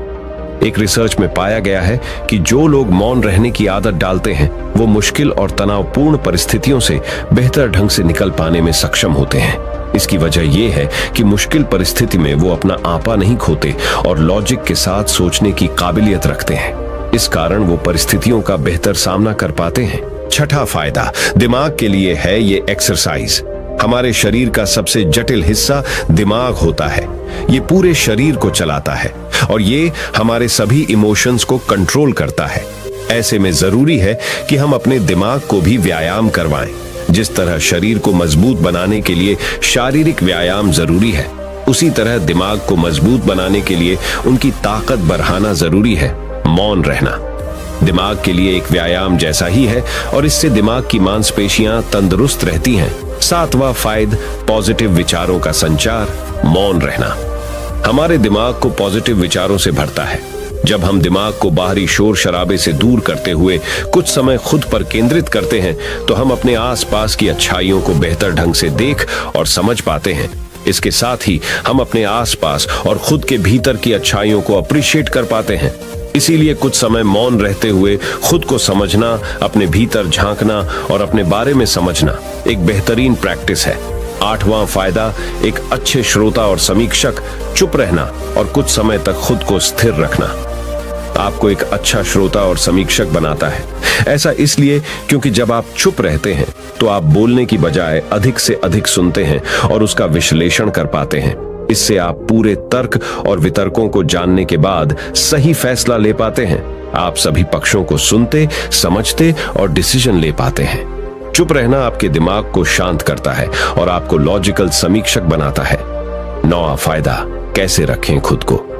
कुछ मिनटों के लिए मौन रहने के लिए लोग बहुत तरीकों का सहारा लेते हैं। कुछ भगवान के नाम का जाप करते हैं, कुछ आपके कृत्यों का विश्लेषण करते, वहीं कुछ लोग माइंडफुलनेस प्रैक्टिस अपनाते हैं।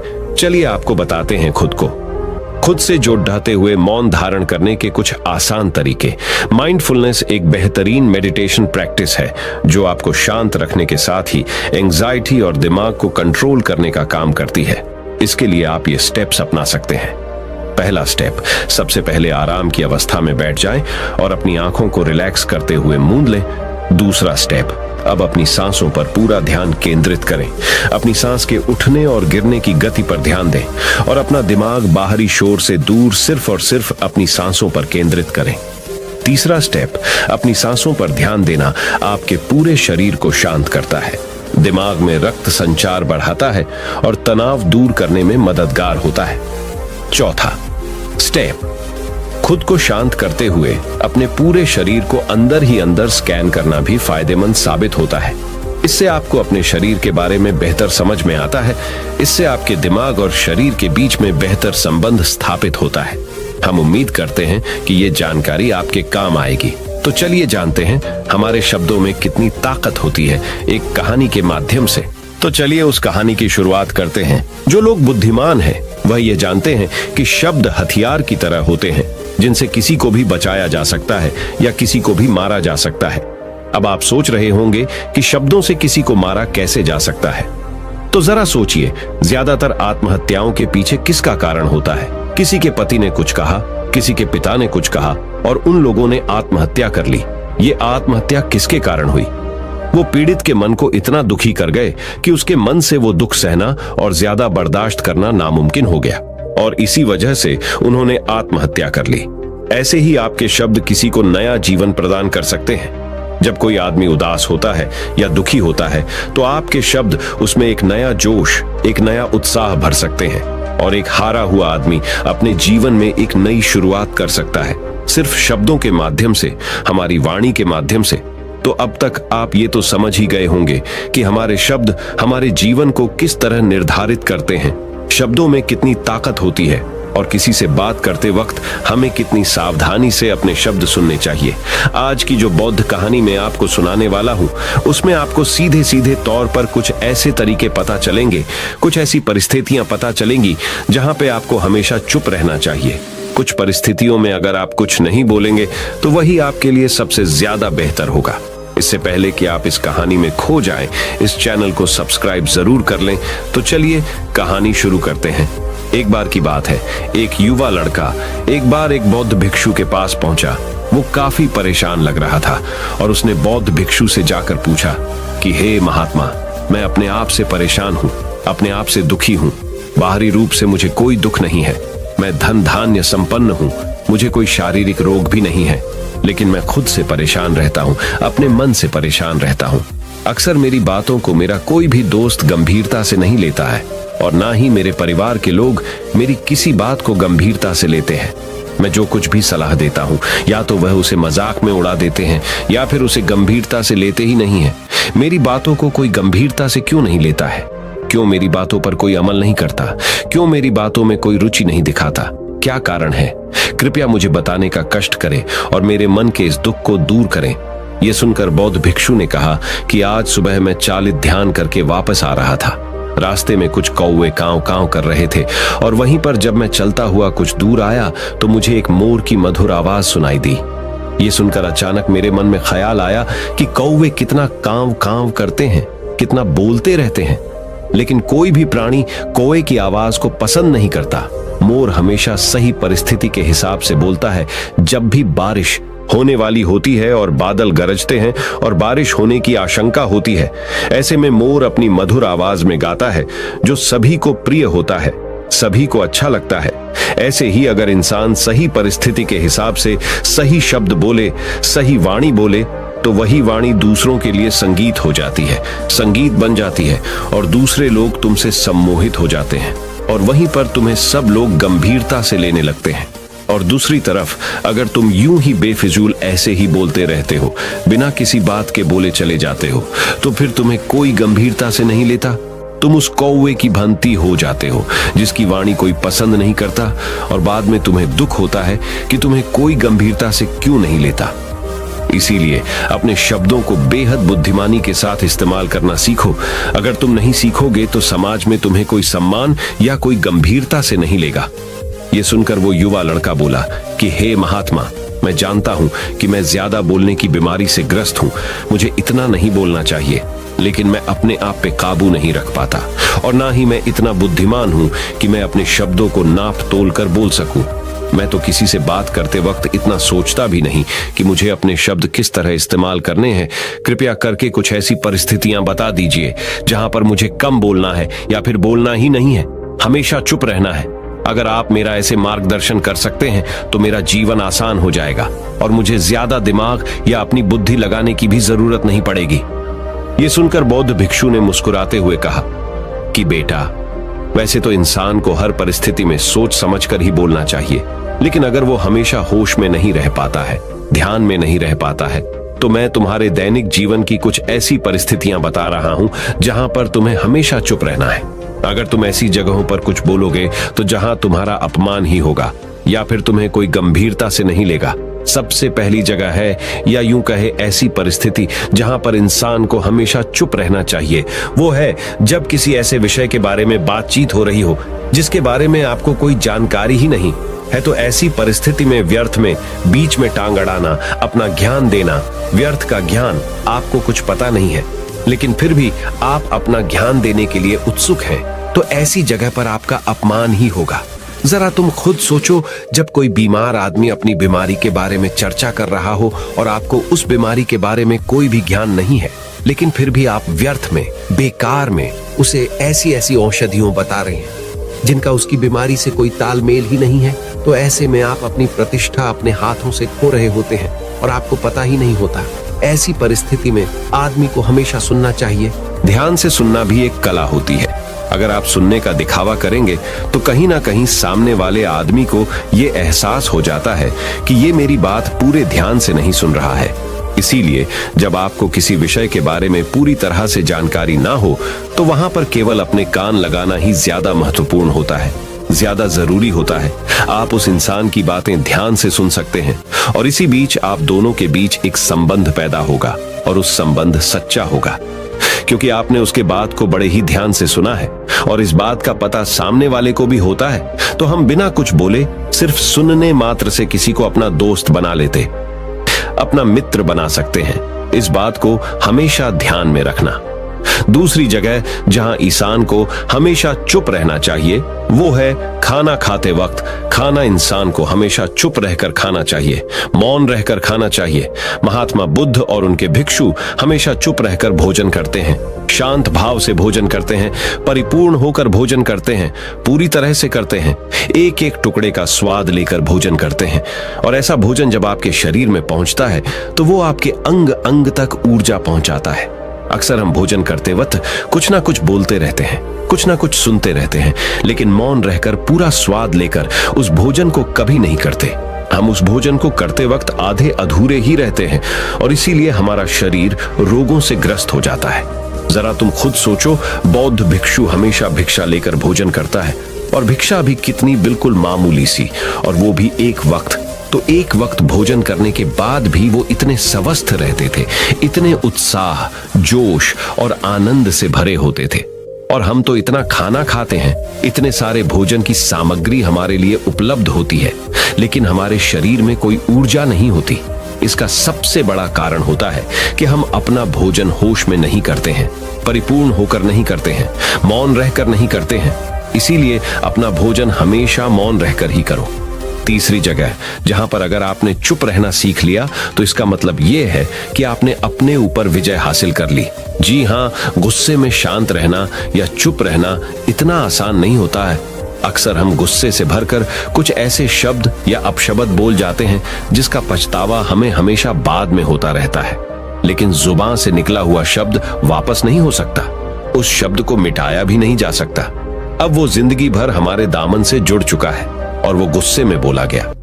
अब शब्द हमारे मन को समय समय पर बेचैन करता रहता है, दुखी करता रहता है। लेकिन गुस्से के वक्त चुप रहना सीखना भी एक बहुत बड़ी कला होती है।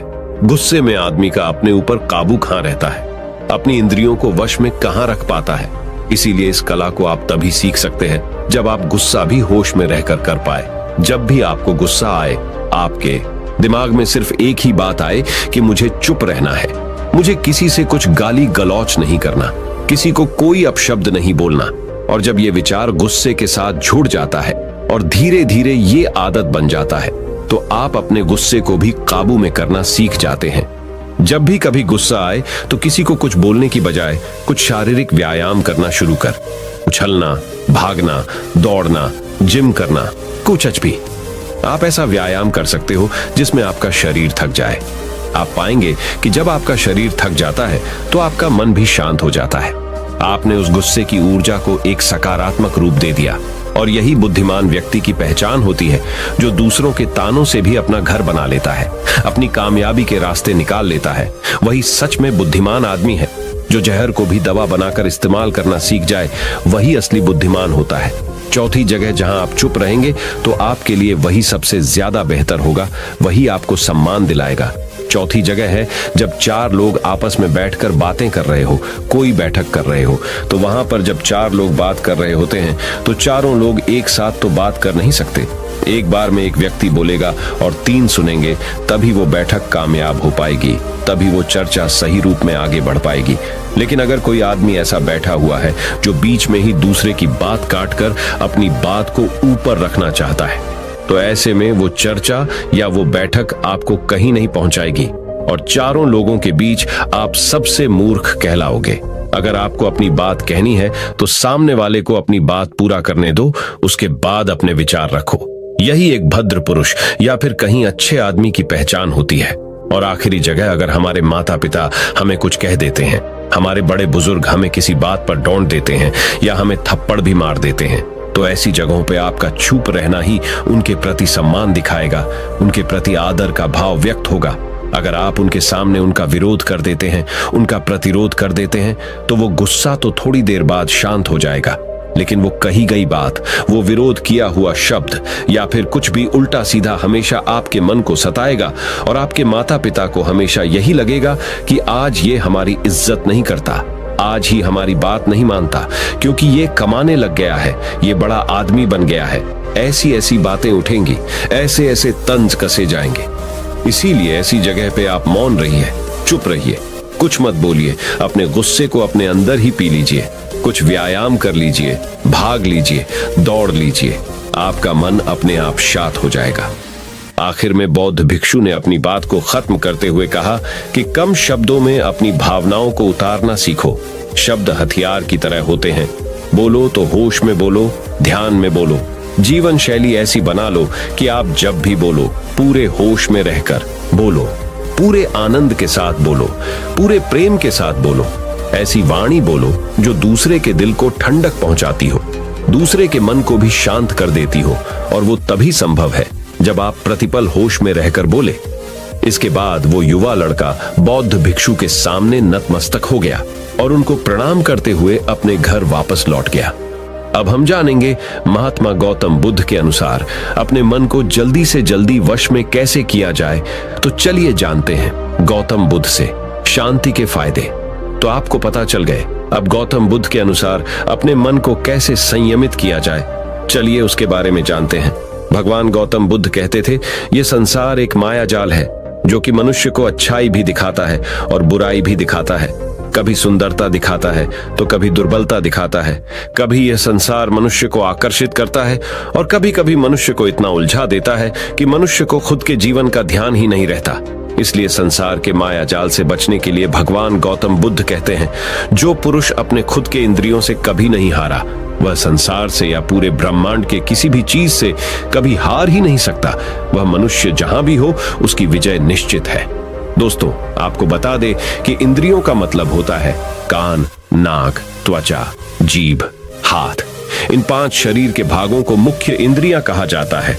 इन इंद्रियों को जो पुरुष या स्त्री अपने मन से संयमित कर पाते हैं वह पुरुष या स्त्री बड़ी ही आसानी से संसार के महासागर को पार कर लेते हैं। यानी कि किसी भी चीज से वह आकर्षित नहीं होते और अपना कर्म बड़े ही विश्वास के साथ करते रहते हैं। ऐसे ही मनुष्य संसार में या इस लोक में या परलोक में बार बार विजयी होते रहते हैं। तो चलिए जानते हैं कि हमारे मन को कैसे वश में किया जाए ताकि हम इस संसार के माया जाल में फिर से ना फंसे। भगवान गौतम बुद्ध कहते हैं, मन को वश में करने के लिए सबसे पहले आपको यह जानना होगा कि आपके शरीर से श्रेष्ठ आपकी इंद्रियां होती हैं। आपकी इंद्रियों से श्रेष्ठ आपका मन होता है और आपके मन से श्रेष्ठ आपकी बुद्धि होती है और अंततः बुद्धि से श्रेष्ठ आपका आत्मा होता है और आत्मा से भी श्रेष्ठ परमात्मा होते हैं, यानी भगवान होते हैं। तो अगर आपके मन को वश में करना है तो सबसे पहले आपकी बुद्धि में यह विचार करें कि मैं आज से बुरे कामों के बारे में सोचूंगा भी नहीं और मेरे अच्छे काम विश्वास से करता रहूंगा।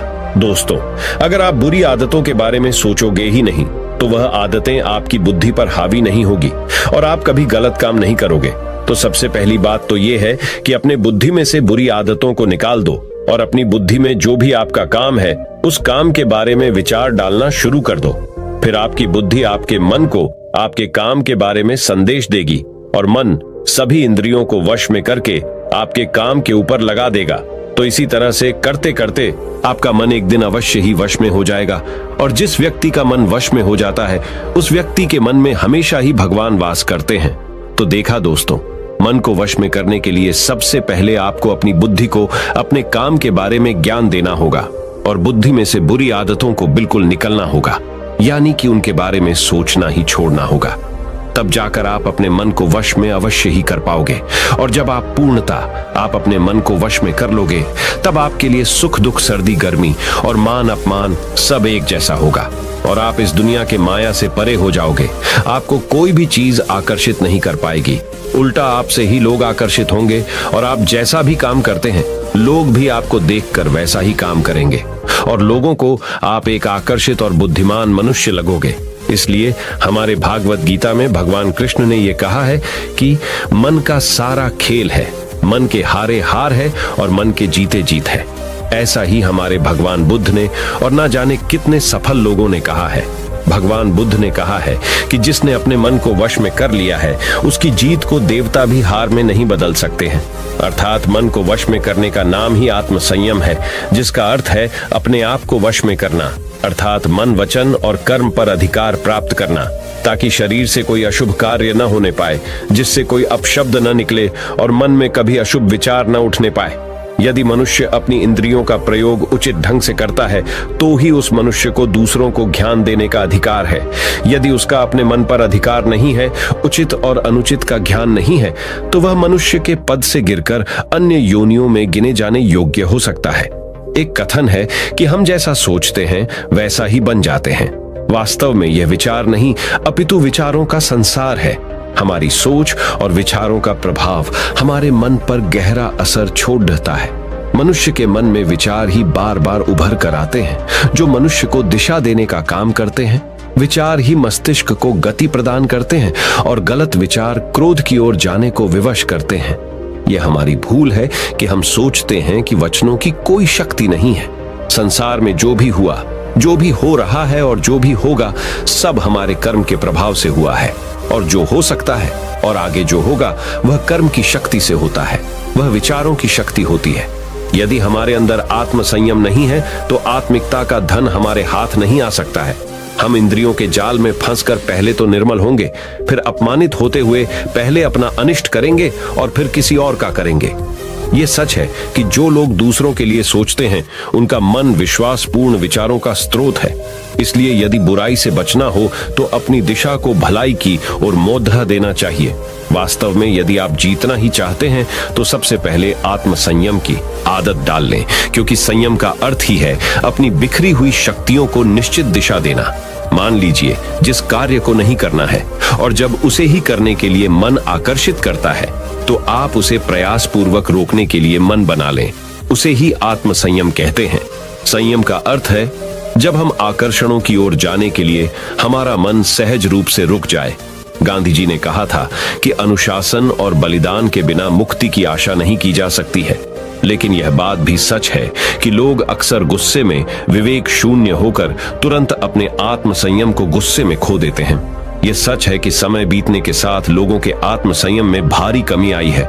इसके गंभीर परिणाम सामने भी आए हैं। इसलिए आत्म संयम की उपयोगिता को किसी भी हाल में कम नहीं आंका जा सकता है। लेकिन यह भी सच है कि शुरुआत में आत्म संयम का मार्ग थोड़ा कठिन लगता है। अर्थात मन को वश में करने का नाम ही आत्म संयम है। मनुष्य को मिली हुई शक्तियों को निश्चित दिशा देना संयम कहलाता है। जीवन में असंभव कुछ भी नहीं है। जब जागो तब सवेरा होता है। अगर आपको यह लगता है कि मेरे जीवन में बहुत से बुरे काम किए हुए हैं और अब इन गलत कामों को सुधारने के लिए कोई भी विकल्प नहीं है, तो आपको गौतम बुद्ध के जीवन की यह कहानी एक बार अवश्य सुननी चाहिए। तो चलिए कहानी को शुरू करते हैं। एक दिन एक किसान बुद्ध के पास आया और बोला, महाराज, मैं एक साधारण किसान हूँ।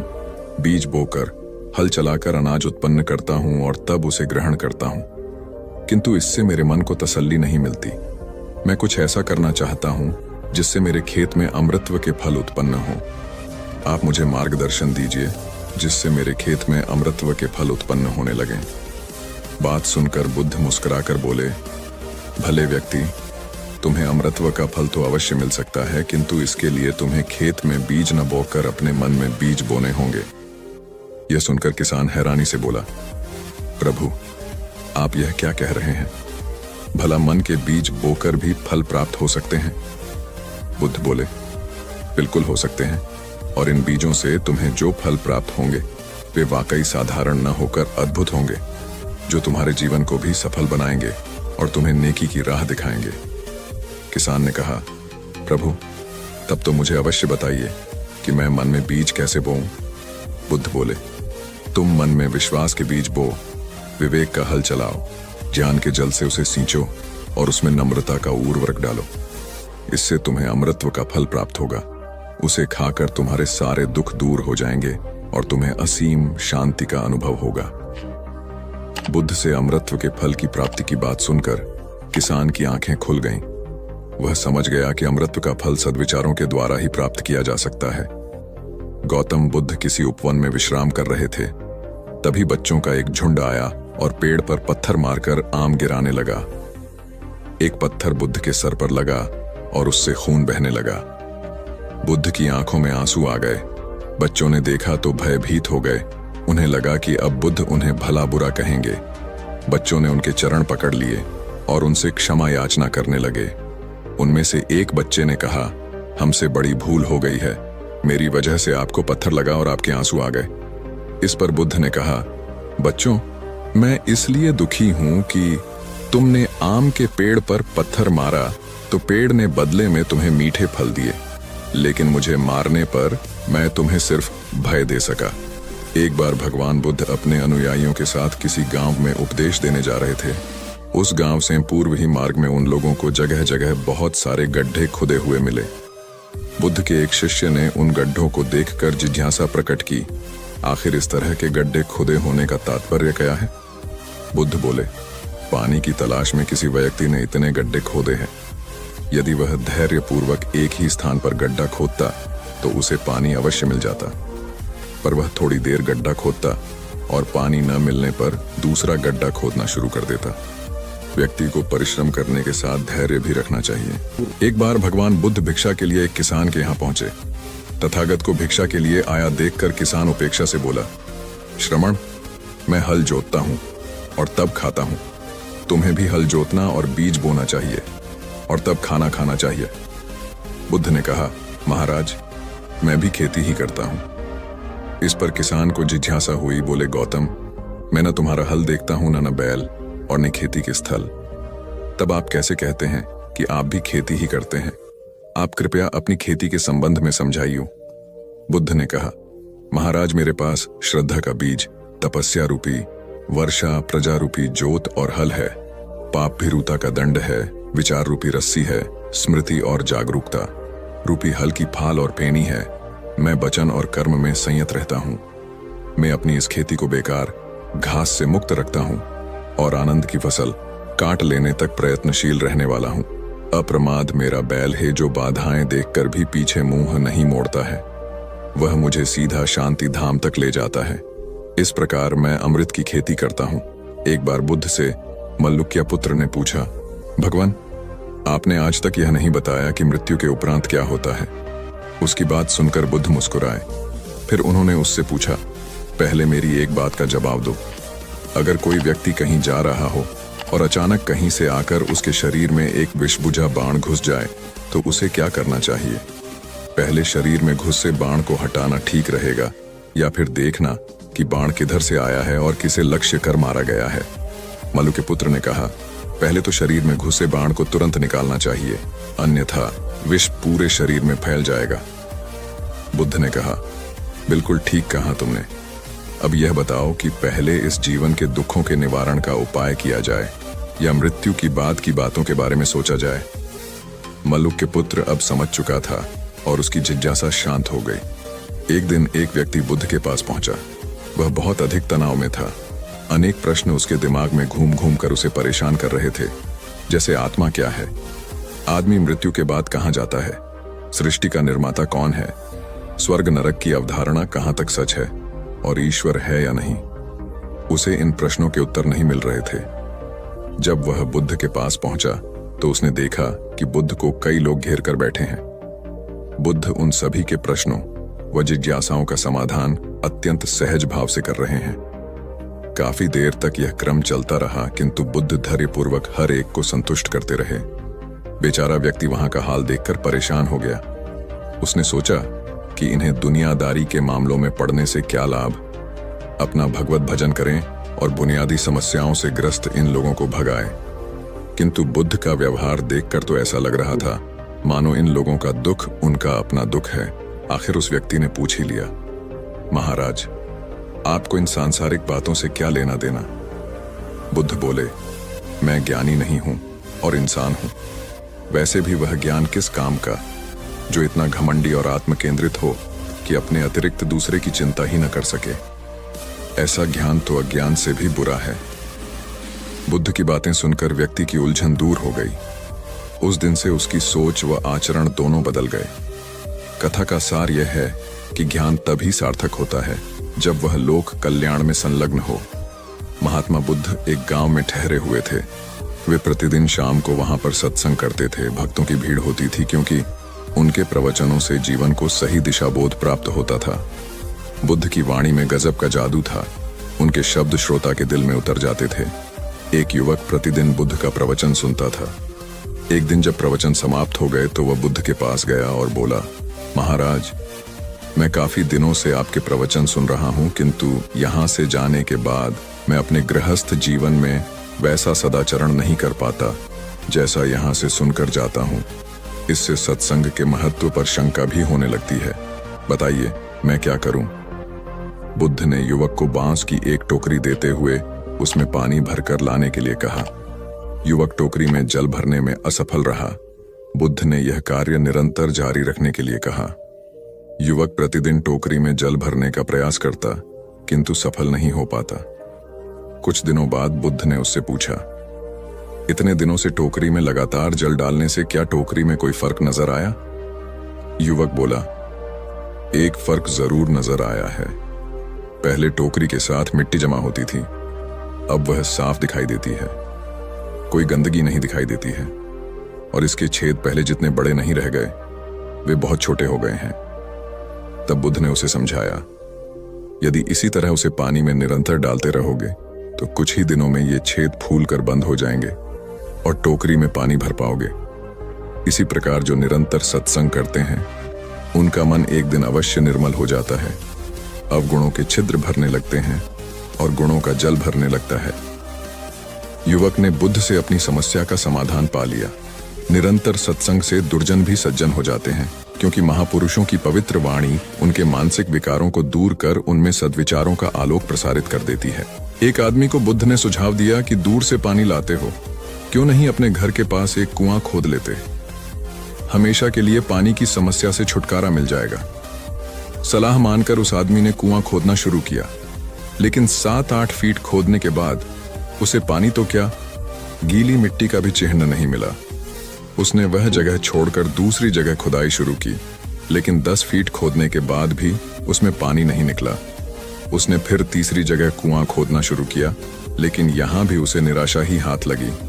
इस क्रम में उसने 8-10 फीट के 10 कुएं खोद डाले, लेकिन पानी कहीं नहीं मिला। वह निराश होकर बुद्ध के पास गया। उसने बुद्ध को बताया कि मैंने 10 कुएं खोद डाले, मगर पानी एक में भी नहीं निकला। बुद्ध को आश्चर्य हुआ। वे स्वयं चलकर उस स्थान पर आए जहां उसने 10 गड्ढे खोदे हुए थे। बुद्ध ने उन गड्ढों की गहराई देखी और सारा माजरा समझ गए। फिर वे बोले, 10 कुएं खोदने की बजाय एक कुएं में ही तुम अपना सारा परिश्रम लगाते तो पानी कब का मिल गया होता। तुम सब गड्ढों को बंद कर दो, केवल एक को गहरा करते जाओ, पानी निकल आएगा। उसने बुद्ध की बात मानकर ऐसा ही किया। परिणाम स्वरूप कुआं पूर्ण होते ही पानी निकल आया। सबने भगवान बुद्ध की जय जयकार की। धन्ना सेठ के पास 7 पुश्तों के पालन पोषण जितना धन था। उसका व्यापार चारों तरफ फैला हुआ था, किंतु फिर भी उसका मन अशांत रहता था। कभी धन की सुरक्षा की चिंता तो कभी व्यापारिक प्रतिस्पर्धा में आगे निकलने का तनाव। चिंता और तनाव के कारण वह अस्वस्थ रहने लगा। उसके मित्र ने उसकी गिरती दशा देखी तो उसे बुद्ध के पास जाने की सलाह दी। सेठ बुद्ध के पास पहुंचा और अपनी समस्या बताई। बुद्ध ने उसे सांत्वना देते हुए कहा, तुम घबराओ मत, तुम्हारा कष्ट अवश्य दूर होगा, बस तुम यहाँ कुछ दिन रहकर ध्यान किया करो। बुद्ध के कहे अनुसार सेठ ने रोज ध्यान करना शुरू कर दिया, किंतु सेठ का मन ध्यान में नहीं लगा। वह जैसे ही ध्यान करने बैठता उसका मन फिर अपनी दुनिया में चला जाता।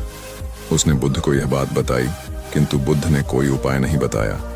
थोड़ी देर बाद जब सेठ बुद्ध के साथ वन में सायंकालीन भ्रमण कर रहा था तो उसके पैर में एक कांटा चुभ गया। वह दर्द के मारे कराहने लगा। बुद्ध ने कहा, बेहतर होगा कि तुम जी खड़ा कर कांटे को निकाल दो, तब इस दर्द से मुक्ति मिल जाएगी। सेठ ने मन कड़ाकर कांटा निकाल दिया। उसे चैन मिल गया। तब बुद्ध ने उसे समझाया, ऐसे ही लोभ, मोह, क्रोध, घमंड व द्वेष के कांटे तुम्हारे मन में गड़े हैं। जब तक अपने मन की संकल्प शक्ति से उन्हें नहीं निकालोगे, अशांत ही रहोगे। सेठ का ज्ञान बुद्ध के इन शब्दों से दूर हो गया और उसने निर्मल हृदय की राह पकड़ ली। अपनी कुप्रवृत्तियों से मुक्ति के लिए संकल्पबद्धता अनिवार्य है। जब तक व्यक्ति दृढ़ निश्चय न कर। एक युवक ने बुद्ध से आकर कहा, मेरा गांव अशिक्षित है, मैं अपने परिवार से झगड़कर थोड़ा बहुत पढ़ पाया हूं, आगे और पढ़ना चाहता हूं, किंतु सभी रोक रहे हैं। घर के लोग सोचते हैं कि खेती में खूब पैसा है और उसके लिए किसी शिक्षा की आवश्यकता नहीं है। यही सोच गांव वालों की भी है। कृपया आप मेरे गांव चलकर वहां शिक्षा का प्रसार करवाइए। बुद्ध युवक की बात मानकर गांव आ गए। धर्म भीरू ग्रामीणों ने बुद्ध का सत्कार किया और रोज उनके प्रवचन सुनने आने लगे। बुद्ध जब भी शिक्षा का महत्व बताते, ग्रामीण विरोधी मत रखते। एक दिन एक महिला अपने 5 साल के बच्चे के लिए पूछने लगी कि उसे किस उम्र से शिक्षा दिलवाए। तब बुद्ध ने समझाया कि तुम्हें तो 5 वर्ष पूर्व उसकी शिक्षा शुरू कर देनी थी। उसे क्या खाना है, क्या नहीं, कैसे क्या बोलना है आदि बातें शुरू से सिखाओगी, तभी तो वह अपना उचित ख्याल रख सकेगा। बुद्ध की यह बात महिला सहित सभी ग्रामीणों को समझ में आ गई। उन्होंने अपने बच्चों को विद्यालय भेजना शुरू किया। यह समय वर्षा का था। युवक ने लोगों को जल संग्रहण की तकनीक बताई। अधिकांश ने उपहास किया, किंतु युवक अपना काम करता रहा। बुद्ध का सहयोग प्राप्त था, इसलिए किसी ने उसका खुलकर विरोध नहीं किया। जब गर्मी में भीषण जल संकट के कारण फसलें सूखने लगीं, तो युवक ने कुएं खुदवाए, जिनमें जल संग्रहण की तकनीक के कारण खूब पानी निकला। ग्रामीण अब शिक्षा का महत्व समझ चुके थे। धीरे धीरे संपूर्ण गांव शिक्षित हो गया। ज्ञान हर उम्र में अर्जित किया जा सकता है। यही ज्ञान हमें जीवन में आने वाली समस्याओं के समाधान की राह सुझाता है। आम्रपाली बौद्ध काल में वैशाली के वृज्जसंघ की इतिहास प्रसिद्ध लिच्छवी राजनृत्यांगना थी। इनका एक नाम अम्बपाली या अम्बपालिका भी है। आम्रपाली अत्यंत सुंदर थी और कहते हैं जो भी उसे एक बार देख लेता वह उस पर मुग्ध हो जाता था। अजातशत्रु उसके प्रेमियों में था और उस समय के उपलब्ध साहित्य में अजातशत्रु के पिता बिंबसार को भी गुप्त रूप से उसका प्रणयार्थी बताया गया है। आम्रपाली को लेकर भारतीय भाषाओं में बहुत से काव्य, नाटक और उपन्यास लिखे गए हैं। एक बार की बात है, महात्मा बुद्ध अपने शिष्यों के साथ घूमते हुए वैशाली नगरी में पहुंचे। वैशाली को उस समय 16 महाजनपदों में एक महत्वपूर्ण जनपद माना जाता था, जिसकी ख्याति दूर दूर तक फैली हुई थी। यह नगरी परम वैभवशाली और हर तरफ से संपन्न थी। महात्मा बुद्ध के आने की बात पूरे नगर में फैलते देर न लगी। जिसे जब पता चलता वह तभी उनसे मिलने पहुंच जाता और उनके उपदेश सुनकर खुद को भाग्यशाली समझता। बुद्ध का चरित्र ही ऐसा प्रभावशाली था कि उनसे प्रभावित हुए बिना कोई नहीं रह सका। उस नगर की गणिका और राजनर्तकी आम्रपाली भी बुद्ध से मिलने की इच्छुक थी। वह खुद महात्मा बुद्ध के पास चलकर आई और उन्हें अपने घर भोजन के लिए आमंत्रित किया। उसने इतने सरल और प्रेम भाव से बुद्ध से विनती की कि बुद्ध मना नहीं कर सके। जब यह बात उनके शिष्यों को पता चला कि महात्मा बुद्ध ने एक गणिका का आमंत्रण स्वीकार किया है, तो सबने इसका विरोध किया। महात्मा बुद्ध ने बड़ी सरलता से अपने शिष्यों से कहा, मैंने तो उसकी प्रेम भावना देखी। उसने जिस भावना से मुझे बुलाया है वह बिल्कुल पवित्र और निश्चल था। वह आज मुझसे मिलने एक गणिका बनकर नहीं बल्कि एक भक्ति भाव से आई थी। फिर भला मैं कैसे उसका आमंत्रण स्वीकार न करता, वह चाहे एक वेश्या हो या फिर कोई सन्यासी। यथा समय बुद्ध आम्रपाली के घर भोजन के लिए गए। वह पहले से ही भोजन की सारी व्यवस्था करके भगवान बुद्ध के आने की राह देख रही थी। मन में यह विचार भी आ रहा था कि कहीं बुद्ध अपनी बात से मुकर न जाए। इतने बड़े सन्यासी भला क्यों एक वेश्या के बुलाने पर उसके घर आकर भोजन करेंगे। परंतु जैसे ही आम्रपाली ने बुद्ध को अपने घर आते देखा, उसकी प्रसन्नता का ठिकाना न रहा। वह दौड़कर दरवाजे पर गई और उनका स्वागत किया। खुद अपने हाथों से भोजन परोसा और उनकी आवभगत की। महात्मा बुद्ध के शिष्यों ने जो उनके साथ आए थे, जब एक वेश्या को, जिसके कदमों में खुद सम्राट बिंबिसार से लेकर अजातशत्रु थे, पूरी वैशाली जिसके एक झलक पाने के लिए तरसती थी, उसे एक सन्यासी के लिए ऐसा व्यवहार करते देख बुद्ध के शिष्यों के मन में अपने गुरु के लिए सम्मान और ज्यादा बढ़ गया। आम्रपाली ने महात्मा बुद्ध के व्यक्तित्व के बारे में जैसा सुना था, उनसे मिलने के बाद वह उससे ज्यादा प्रभावित हुई और उसी समय वह बुद्ध की शरण में चली गई। अपनी सारी संपत्ति वह बौद्ध मठ के नाम करके आजीवन भिक्षुणी बन गई। बहुत पुरानी बात है। गौतम बुद्ध एक शहर में प्रवास कर रहे थे। उनके कुछ शिष्य भी उनके साथ थे। उनके शिष्य एक दिन शहर में घूमने निकले तो उस शहर के लोगों ने उन्हें बहुत बुरा भला कहा। शिष्यों को बहुत बुरा लगा और वे वापस लौट गए। गौतम बुद्ध ने जब देखा कि उनके सभी शिष्य बहुत क्रोध में दिख रहे हैं, तो उन्होंने पूछा, क्या बात है, आप सभी इतने तनाव में क्यों दिख रहे हैं? तभी एक शिष्य क्रोध में बोला, हमें यहाँ से तुरंत प्रस्थान करना चाहिए। जब हम बाहर शहर में घूमने गए तो यहाँ के लोगों ने बिना वजह हमें बहुत बुरा भला कहा। जहाँ हमारा सम्मान न हो वहाँ हमें एक पल भी नहीं रहना चाहिए। यहाँ के लोग सिर्फ दुर्व्यवहार के सिवा कुछ जानते ही नहीं हैं। गौतम बुद्ध ने मुस्कुराकर कहा, क्या किसी और जगह पर तुम सदव्यवहार की अपेक्षा रखते हो? दूसरा शिष्य बोला, इस शहर से तो भले लोग ही होंगे। तब गौतम बुद्ध बोले, किसी जगह को सिर्फ इसलिए छोड़ देना गलत होगा कि वहां के लोग दुर्व्यवहार करते हैं। हम तो संत हैं, हमें तो कुछ ऐसा करना चाहिए कि जिस स्थान पर भी जाएं, उस स्थान को तब तक न छोड़े जब तक अपनी अच्छाइयों से वहां के लोगों को सुधार न दें। हम जिस भी स्थान पर जाएं, वहां के लोगों का कुछ न कुछ भला करके ही वापस लौटें। हमारे अच्छे व्यवहार के बाद वह कब तक बुरा व्यवहार करेंगे? आखिर में उन्हें सुधरना ही होगा। वास्तविकता में संतों का कार्य तो ऐसे लोगों को सुधारना ही होता है। सही चुनौती वो है जब हम विपरीत परिस्थितियों में खुद को साबित कर सकें। ये सभी बातें सुनकर बुद्ध के प्रिय शिष्य आनंद ने प्रश्न किया, उत्तम व्यक्ति किसे कहते हैं? इस पर बुद्ध ने जवाब दिया, जिस प्रकार युद्ध में बढ़ता हुआ हाथी चारों तरफ के तीर सहते हुए भी आगे बढ़ता जाता है, ठीक उसी तरह उत्तम व्यक्ति भी दूसरों के अपशब्दों को सहते हुए अपना कार्य करता रहता है। खुद को वश में करने वाले प्राणी से उत्तम कोई और नहीं हो सकता। गौतम बुद्ध की बात शिष्यों को अच्छी तरह से समझ में आ गई और उन्होंने वहां से जाने का इरादा त्याग दिया। एक बार गौतम बुद्ध से अभय राजकुमार ने प्रश्न किया कि क्या श्रमण गौतम कभी कठोर वचन कहते हैं? उसने सोच रखा था कि नहीं कहने पर वह बताएगा कि एक बार उन्होंने देवदत्त को नरकगामी कहा था, और यदि हाँ कहे तो उसने पूछा, जा सकता है कि जब आप कठोर शब्दों का प्रयोग करने से स्वयं को रोक नहीं पाते, तब दूसरों को ऐसा उपदेश कैसे देते हैं? बुद्ध ने अभय के प्रश्न का आशय जान लिया। उन्होंने कहा, इसका उत्तर न तो हाँ में दिया जा सकता है और न नहीं में। अभय की गोद में उस समय एक छोटा बालक था। उसकी ओर इशारा करते हुए बुद्ध ने पूछा, राजकुमार, यदि दाई के अनजाने में यह बालक अपने मुख में कांट का टुकड़ा डाल ले, तब तुम क्या करोगे? मैं उसे निकालने का प्रयास करूंगा। यदि वह आसानी से ना निकल सकता हो तो बाएं हाथ से उसका सिर पकड़कर दाहिने हाथ की उंगली को टेढ़ा करके उसे निकालूंगा। यदि खून निकलने लगे तो भी मेरा यही प्रयास रहेगा कि वह कांट का टुकड़ा किसी न किसी तरह बाहर निकल आए। ऐसा क्यों? इसलिए कि भंते, इसके प्रति मेरे मन में अनुकंपा है। राजकुमार, ठीक इसी तरह तथागत जिस वचन के बारे में जानते हैं कि यह मिथ्या या अनर्थकारी है और उससे दूसरों के हृदय को ठेस पहुंचती है, तब उसका वे कभी उच्चारण नहीं करते। पर इसी तरह जो वचन उन्हें सत्य और हितकारी प्रतीत होते हैं तथा दूसरों को प्रिय लगते हैं, उनका वे सदैव उच्चारण करते हैं।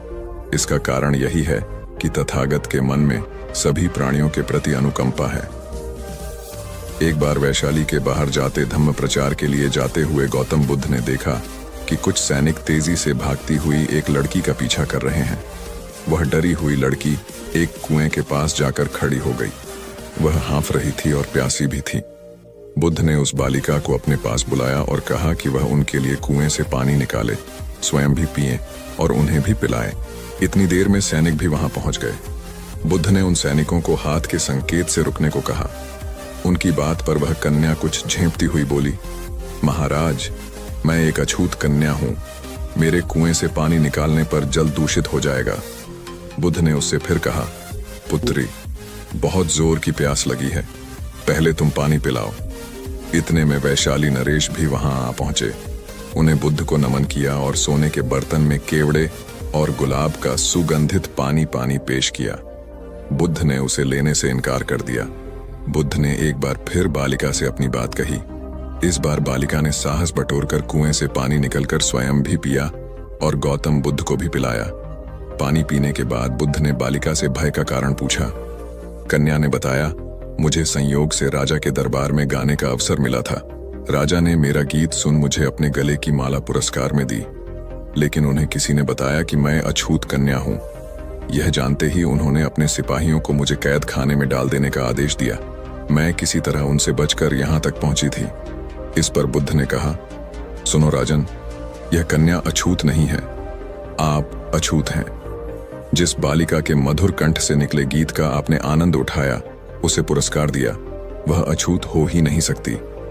गौतम बुद्ध के सामने वह राजा लज्जित ही हो सकते थे। भगवान बुद्ध देव और मनुष्यों के शास्त्र थे, परंतु सबसे पहले वह मनुष्य थे। मनुष्य बढ़कर देवता बनता है। यह प्राचीन मान्यता थी। आज भी हम मनुष्यत्व के ऊपर देवत्व की बात करते हैं, परंतु बुद्ध ने इस क्रम को पलट दिया।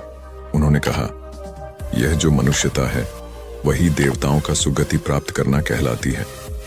देवता जब सुगति प्राप्त करता है तब वह मनुष्य बनता है। देवताओं में विलास है, राग, द्वेष, ईर्ष्या और मोह भी वहां है। निर्वाण की साधना वहां नहीं हो सकती। इसके लिए देवताओं को मनुष्य बनना पड़ता है। मनुष्यों में ही देव पुरुष का आविर्भाव होता है, जिनको देवता नमस्कार करते हैं। मानवता धर्म का उपदेश देने वाले बुद्ध स्वयं मानवता के जीते जागते रूप थे।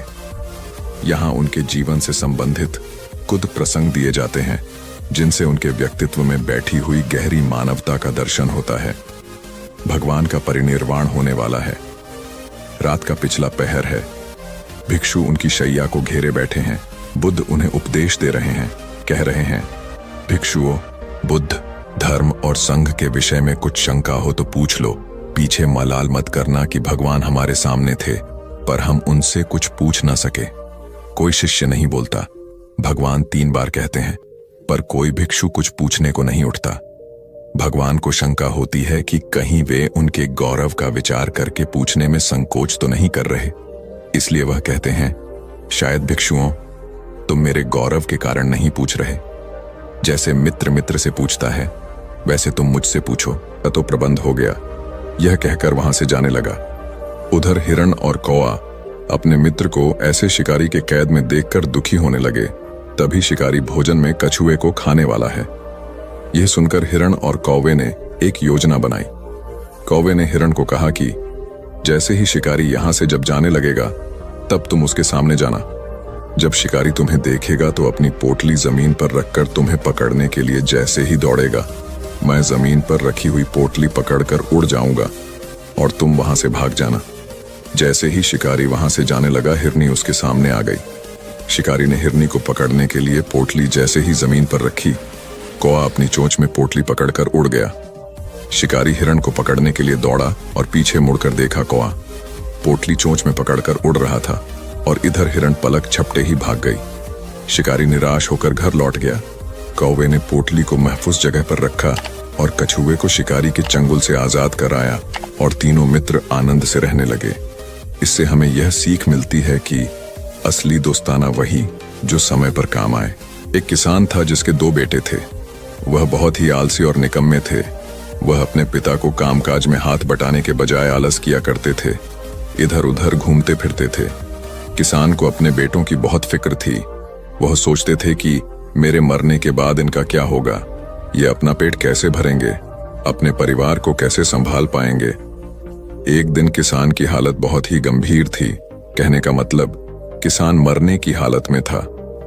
तभी किसान ने अपने दोनों बेटों को बुलाकर उनसे कहा कि हमारे खेत में एक खजाना गड़ा हुआ है, लेकिन वह किस जगह है उसकी जानकारी मुझे भी नहीं है, लेकिन खोदने के बाद तुम्हें वो खजाना मिल जाएगा। इतना कहकर किसान भगवान को प्यारे हो गए। खजाने की खबर सुनकर दोनों बेटों के मन में लालच आ गया और वो दोनों खेत पर चले गए और खेत को खोदने लगे। खजाने के लालच में कुछ ही दिनों में पूरे खेत को खोदने के बाद वह घर जाकर बैठ गए और वह अपने पिता को कोसने लगे। इसी तरह कुछ महीने बीत गए और वर्षा ऋतु का आगमन हुआ। किसान के बेटों के पास पेट भरने के लिए सिर्फ एक ही जरिया था, वो थी खेती। तब बाकी किसानों की तरह किसान के बेटों ने खेत में बीज बोने शुरू कर दिए। वर्षा का पानी पाकर वह बीज अंकुरित हुए और देखते ही देखते खेत लहराने लगे। ऐसा लग रहा था कि हवा के झोंके से लहरा रहे थे। यह देखकर किसान के बेटे बहुत खुश हो गए। उनको समझ आ गया कि परिश्रम ही सच्चा धन होता है, और वो उसी तरह से अपने पिता के शब्दों का मोल भी समझ गए और अपने कामकाज में लग गए। यही कहानी आज हम सबकी भी है। मित्रों, इसी पेड़ की तरह हमारे माता पिता भी होते हैं। जब हम छोटे होते हैं तो उनके साथ खेलकर बड़े होते हैं और बड़े होकर उन्हें छोड़कर चले जाते हैं, और तभी वापस आते हैं जब हमें कोई जरूरत होती है। धीरे धीरे ऐसे ही जीवन बीत जाता है। हमें पेड़ रूपी माता पिता की सेवा करनी चाहिए, ना कि सिर्फ उनसे फायदा लेना चाहिए। इस कहानी में हमें दिखाई देता है कि उस पेड़ के लिए वह बच्चा बहुत महत्वपूर्ण था, और वह बच्चा बार बार जरूरत के अनुसार उस सेब के पेड़ का उपयोग करता था। ये सब जानते हुए भी कि वह उसका केवल उपयोग ही कर रहा है। इसी तरह आजकल हम भी हमारे माता पिता का जरूरत के अनुसार उपयोग करते हैं और बड़े होने पर उन्हें भूल जाते हैं।